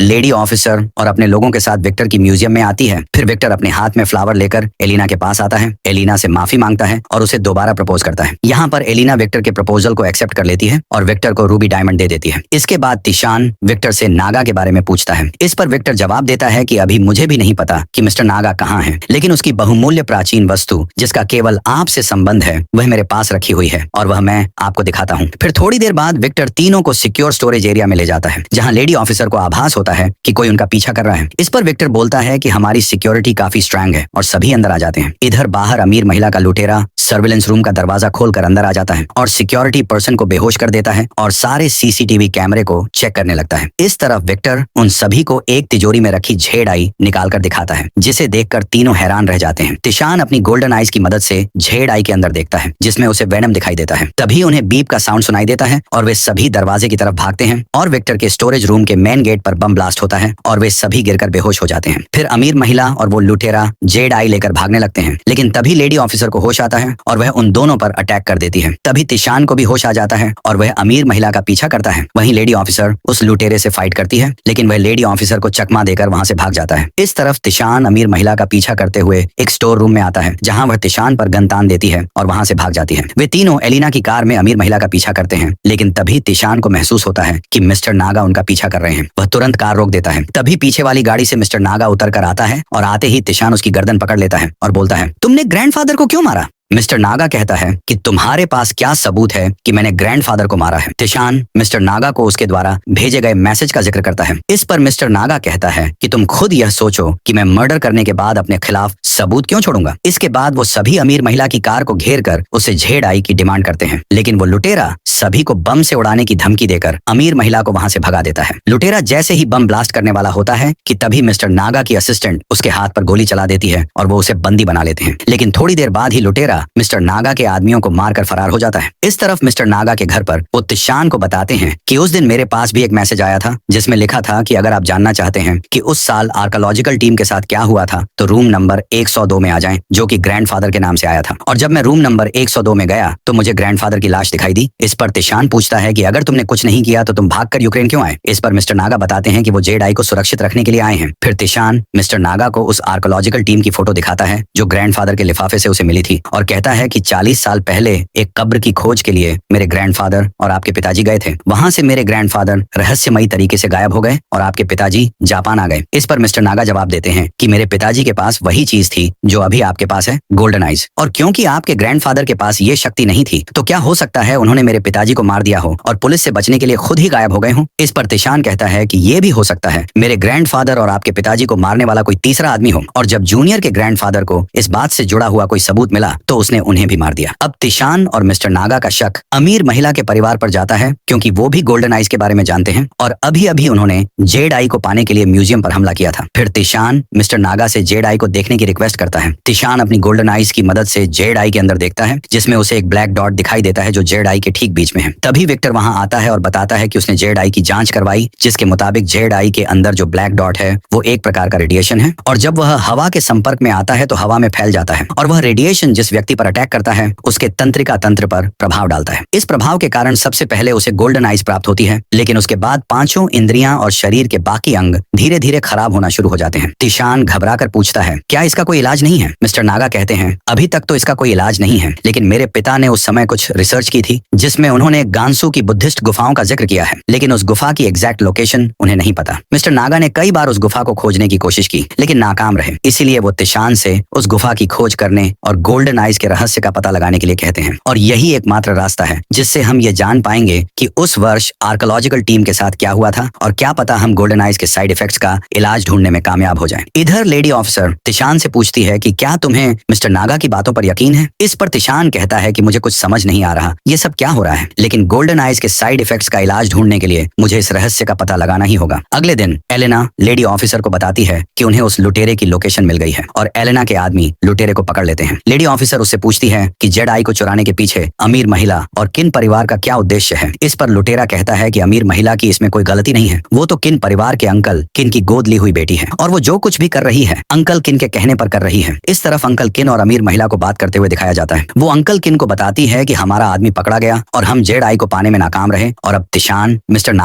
नागा के साथ है। इधर लेडी ऑफिसर तिशान को बताती है कि अमीर महिला अंकल किन की गोद ली हुई बेटी है और वो अंकल किन की कठपुतली है। लेडी ऑफिसर को अंकल किन पर शक होता है कि कहीं उन्होंने ही जूनियर के ग्रैंडफादर को तो नहीं मारा, लेकिन तिशान को ऐसा नहीं लगता। हालांकि तिशान ये समझने में असमर्थ है कि अंकल किन को जेड आई और गोल्डन आइज के रेशो के बारे में इतना सब कैसे पता है और इसके जवाब तो उसे गांसू की बौद्ध गुफाओं में मिलेगा। फिर सीन शिफ्ट होता है और हम गांसू के रेगिस्तान को देखते हैं जहां पर लेडी ऑफिसर तिशान और उसके दोस्त के साथ गार्ड भी होता है। गार्ड उन सभी को गांसू में रहने वाले उसके एक दोस्त के पास ले जाता है। वो अपने दोस्त से कहता है कि हम यहाँ बुद्धिस्ट गुफाओं को खोजने आए हैं, क्या आप इसके बारे में कुछ जानते हो। इस पर गार्ड का दोस्त मना करते हुए कहता है कि मैंने बुद्धिस्ट गुफाओं के बारे में कभी नहीं सुना और ना ही इसे कभी देखा है। उसी वक्त उसका बेटा आलय वहां आता है। वो कहता है कि मैं पूरे रेगिस्तान का कोना कोना जानता हूँ और आप लोग चाहो तो मैं आपका गाइड बन सकता हूँ, लेकिन उसका पिता उसे डांट कर चुप कर देता है। थोड़ी देर बाद तिशान का दोस्त गार्ड से बात कर रहा होता है और आलय भी इन दोनों की बातें सुन रहा होता है। तिशान का दोस्त गार्ड से कहता है कि तुमने एक बात नोटिस की, जब तुमने बौद्ध गुफा का जिक्र किया तो मेरे दोस्त के हाव भाव बदल गए थे। मुझे लगता है कि वह बौद्ध गुफा के बारे में कुछ जानता है। रात में रेगिस्तान के रेतीले तूफान के बीच हम आलय को देखते हैं जो अकेला बौद्ध गुफा को खोजने निकल चुका था। अगली सुबह आलय का पिता और बाकी सभी उसे खोजने के लिए रेगिस्तान में जाते हैं। फिर तिशान और उसके दोस्त को एक जगह आलय मिल जाता है और वो उसे पानी पिलाकर उसकी जान बचाते हैं। इस पर आलय का पिता कहता है कि आप लोगों ने मेरे बेटे की जान बचाई, मैं आप लोगों का यह एहसान कभी नहीं चुका पाऊंगा। इस पर गार्ड कहता है कि तुम चुका सकते हो, बस इतना बताओ कि तुमने बौद्ध गुफा को देखा या नहीं। इस पर वो कहता है कि मैंने 24 साल पहले बौद्ध गुफा को देखा था। उस दिन चंद्रमा बहुत ही अजीब तरीके से बहुत बड़ा दिखाई दे रहा था। उसकी रोशनी रेगिस्तान पर काफी तेज पड़ रही थी। तभी मैंने एक बौद्ध गुफा को देखा जो एक मंदिर के आकार में बनी हुई थी, जिसके अंदर दीवारों पर अजीब तरह की पेंटिंग बनी हुई थी और वहां पर कई सारी मूर्तियां भी थीं और सामने भगवान बुद्ध की एक मूर्ति थी। जैसे ही मैंने भगवान बुद्ध की मूर्ति को छुआ तो गुफा में भूकंप आ गया और पूरी गुफा हिलने लगी और मैं डर कर बाहर भाग गया। फिर वो एक मैप को दिखाते हुए सभी को बताता है कि उस दिन के बाद मैं कई बार उस बौद्ध गुफा को देखने गया, लेकिन वह मुझे दोबारा कभी नहीं मिली और 24 सालों से मैं उसे खोजने का प्रयास कर रहा हूँ। इस पर तिशान कहता है कि इसका मतलब वो बौद्ध गुफा 24 साल में केवल एक बार दिखाई देती है। थोड़ी देर बाद तिशान 24 साल पहले दिखाई दिए चंद्रमा के बारे में रिसर्च करता है कि तभी अंकल दा का कॉल आता है। तिशान कहता है कि क्या आप मुझे बता सकते हैं कि अजीब तरीके से बहुत बड़ा चांद यानी कि सुपर मून हमें कब दिखाई देता है। इस पर अंकल दा बताते हैं कि जब समुद्र में ज्वार उत्पन्न होता है तो उसके प्रभाव से हमें सुपर मून की झलक दिखाई देती है। अगले सीन में तिशान अपने साथियों को बताता है कि एक हफ्ते बाद सुपर मून होने वाला है। इसके बाद तिशान का दोस्त और गार्ड वहां के लोकल मार्केट में घूम रहे होते हैं, जहां तिशान के दोस्त को तांग राजवंश के समय का चीनी मिट्टी से बना 3 रंगों वाला ऊंट दिखाई देता है और गार्ड के मना करने के बावजूद भी वह वह खरीदने के लिए तैयार हो जाता है, लेकिन तभी पुलिस वहां आ जाती है जो उन्हें नकली सांस्कृतिक आइटम की खरीद बिक्री के जुर्म में गिरफ्तार कर लेती है। थोड़ी देर बाद तिशान और लेडी ऑफिसर पुलिस स्टेशन पहुंचते हैं, जहां तिशान जब उसके दोस्त द्वारा खरीदे गए नकली आइटम को देखता है तो उसे उस आइटम के अंदर फैंग नाम लिखा हुआ दिखाई देता है। तिशान ये बात सभी को बताता है और खुद भी हैरान होता है कि आखिर उस नकली आइटम के अंदर सिग्नेचर करने का क्या फायदा, क्योंकि नॉर्मल इंसान तो उसे देख भी नहीं सकता। इस पर लेडी ऑफिसर कहती है, हो सकता है ये जो फैंग है वह गोल्डन आइज के बारे में जानता हो और उसने उसी के लिए आइटम के अंदर सिग्नेचर किया हो, क्योंकि वह गोल्डन आइज तक पहुंचना चाहता हो। ये सुनकर तिशान फैंग नाम के आदमी का पता लगाने का फैसला करता है। वे चारों रात में लगने वाले ब्लैक मार्केट में जाते हैं, जहां तिशान को एक आदमी मिलता है जिसके पास ठीक वैसा ही ऊंट था जैसा उसके दोस्त ने खरीदा था। तिशान, लेडी ऑफिसर और उसका दोस्त उस आदमी का पीछा करते हैं, लेकिन तभी वह व्यापारी उनके सामने आ जाता है और उनसे पूछता है, तुम मेरा पीछा क्यों कर रहे हो? इस पर तिशान जवाब देता है कि तांग राजवंश का जो सांस्कृतिक आइटम आप बेच रहे हैं वह नकली है, और इस बात को साबित करने के लिए तिशान उस आइटम को तोड़कर उसमें किया हुआ सिग्नेचर दिखाता है। लेकिन इससे तो व्यापारी भड़क जाता है और अपने आदमियों से तिशान को मारने के लिए कहता है। तभी गार्ड पुलिस को लेकर वहां पहुंच जाता है और उस व्यापारी को गिरफ्तार कर लिया जाता है। बाद में लेडी ऑफिसर तिशान को बताती है कि उस व्यापारी ने वह नकली आइटम बॉसली नाम के एक आदमी से खरीदा था। इसके बाद वे चारों बॉसली से मिलने पहुंच जाते हैं। तिशान एक अमीर बिजनेसमैन होने का दिखावा करता है और बॉसली से कहता है कि उसे तांग राजवंश से जुड़े हुए सभी सांस्कृतिक आइटम खरीदने हैं। बॉसली तिशान से 2 दिनों का वक्त मांगता है। इसके बाद लेडी ऑफिसर और तिशान का दोस्त बॉसली का पीछा करते हैं, लेकिन बॉसली गायब हो जाता है। थक हार कर वे दोनों एक रेस्टोरेंट में जाते हैं जो बंद होने वाला होता है, लेकिन फिर भी वह महिला उन दोनों को खाना खिलाती है। जब तिशान का दोस्त पूछता है कि आप इतनी जल्दी रेस्टोरेंट बंद क्यों कर रही थी, तो वह महिला बताती है कि सालों पहले यह पूरा गांव लोगों से भरा हुआ था और उस समय इस गांव में खूब हरियाली भी थी, लेकिन बाद में किसी ने उस फैक्ट्री पर कब्जा कर लिया और धीरे धीरे वह फैक्ट्री वीरान होती चली गई। आज के समय में उस फैक्ट्री में भूत दिखाई देते हैं और कई बार तो रात में उस फैक्ट्री से चीखने चिल्लाने की आवाजें आती हैं, इसलिए हम अपने रेस्टोरेंट को जल्दी बंद कर लेते हैं। फिर हमें उसी फैक्ट्री को दिखाया जाता है जहां पर बॉस ली एक जापानी बिजनेसमैन से अपनी फैक्ट्री बेचने की बात कर रहा होता है। बॉस ली चीनी मिट्टी से बने नकली ऊंट की मूर्ति को दिखाता है और बोलता है कि आप हमारे माल को चेक कीजिए। इस पर वह बिजनेसमैन उस हस्तकला की बेहतरीन कलाकृति को देखता है और उसकी तारीफ करते हुए बोलता है कि आपने तो तांग राजवंश के समय की एकदम असली लगने वाली प्राचीन वस्तु को बनाया है। फिर बिजनेसमैन 50 मिलियन एडवांस देते हुए बोलता है कि मैं आपकी फैक्ट्री खरीदने के लिए तैयार हूँ। इस पर बॉस ली कहता है कि मैं अपनी फैक्ट्री और हमारी फैक्ट्री का सबसे खास कर्मचारी आपको देता हूँ, और यह सीन यहीं कट हो जाता है। इधर लेडी ऑफिसर जब तिशान को उस फैक्ट्री की कहानी सुनाती है तो तिशान को शक होता है और अगले दिन वे चारों उस फैक्ट्री पर पहुंच जाते हैं। वहां उन्हें एक आदमी मिलता है जो उन पर हमला कर देता है। तिशान उससे पूछता है कि क्या उन कलाकृतियों के अंदर सिग्नेचर आपने ही किए थे और क्या आप ही ये सारी कलाकृतियां बनाते हो? इस पर वह आदमी हाँ कहता है। वह आदमी बताता है कि मेरा नाम फांग है और हमारा परिवार हस्तकला की आधुनिक कलाकृति में विशेष था और इसी विशेषता का लाभ उठाते हुए हमारा परिवार ये फैक्ट्री चला रहा था। लेकिन कुछ समय बाद हमारे ऊपर कर्ज काफी बढ़ गया और हमने उस कर्ज को चुकाने के लिए हमारी फैक्ट्री बॉस ली के पास गिरवी रख दी, लेकिन बॉस ली ने हमें धोखा दे दिया और हमारी फैक्ट्री पर कब्जा कर लिया। फिर वह तिशान से पूछता है कि आपको कैसे पता चला कि मैंने मूर्ति के अंदर सिग्नेचर किए हैं? इस पर तिशान कहता है कि मैंने गलती से एक मूर्ति तोड़ दी जिससे मुझे इस बात का पता चला। तभी बॉस ली अपने लोगों के साथ वहां पहुंच जाता है और उन सभी पर हमला कर देता है। लेडी ऑफिसर और गार्ड मिलकर बॉस ली के आदमियों की धुनाई करना शुरू कर देते हैं, लेकिन तभी कुछ गुंडे तिशान को मारने लगते हैं और उसी समय अमीर महिला भी वहां आ जाती है और तिशान को बचाती है। तभी पुलिस भी वहां आ जाती है और बॉस ली को पकड़ लेती है। फिर लेडी ऑफिसर अमीर महिला को पकड़ लेती है, लेकिन अमीर महिला अपने आप को छुड़ाकर वहां से भाग जाती है। अगले सीन में तिशान मिस्टर फांग से मिलता है। मिस्टर फांग तिशान को धन्यवाद देते हुए बोलते हैं कि आपने मेरी बहुत बड़ी मदद की है। तभी वह जापानी बिजनेसमैन मिस्टर फांग से कहता है कि मैं आपके लिए यहीं एक नई फैक्ट्री बनवाऊंगा जहां आप जब चाहें जैसे चाहें काम कर सकते हैं, जिससे मिस्टर फांग के जीवन की नई शुरुआत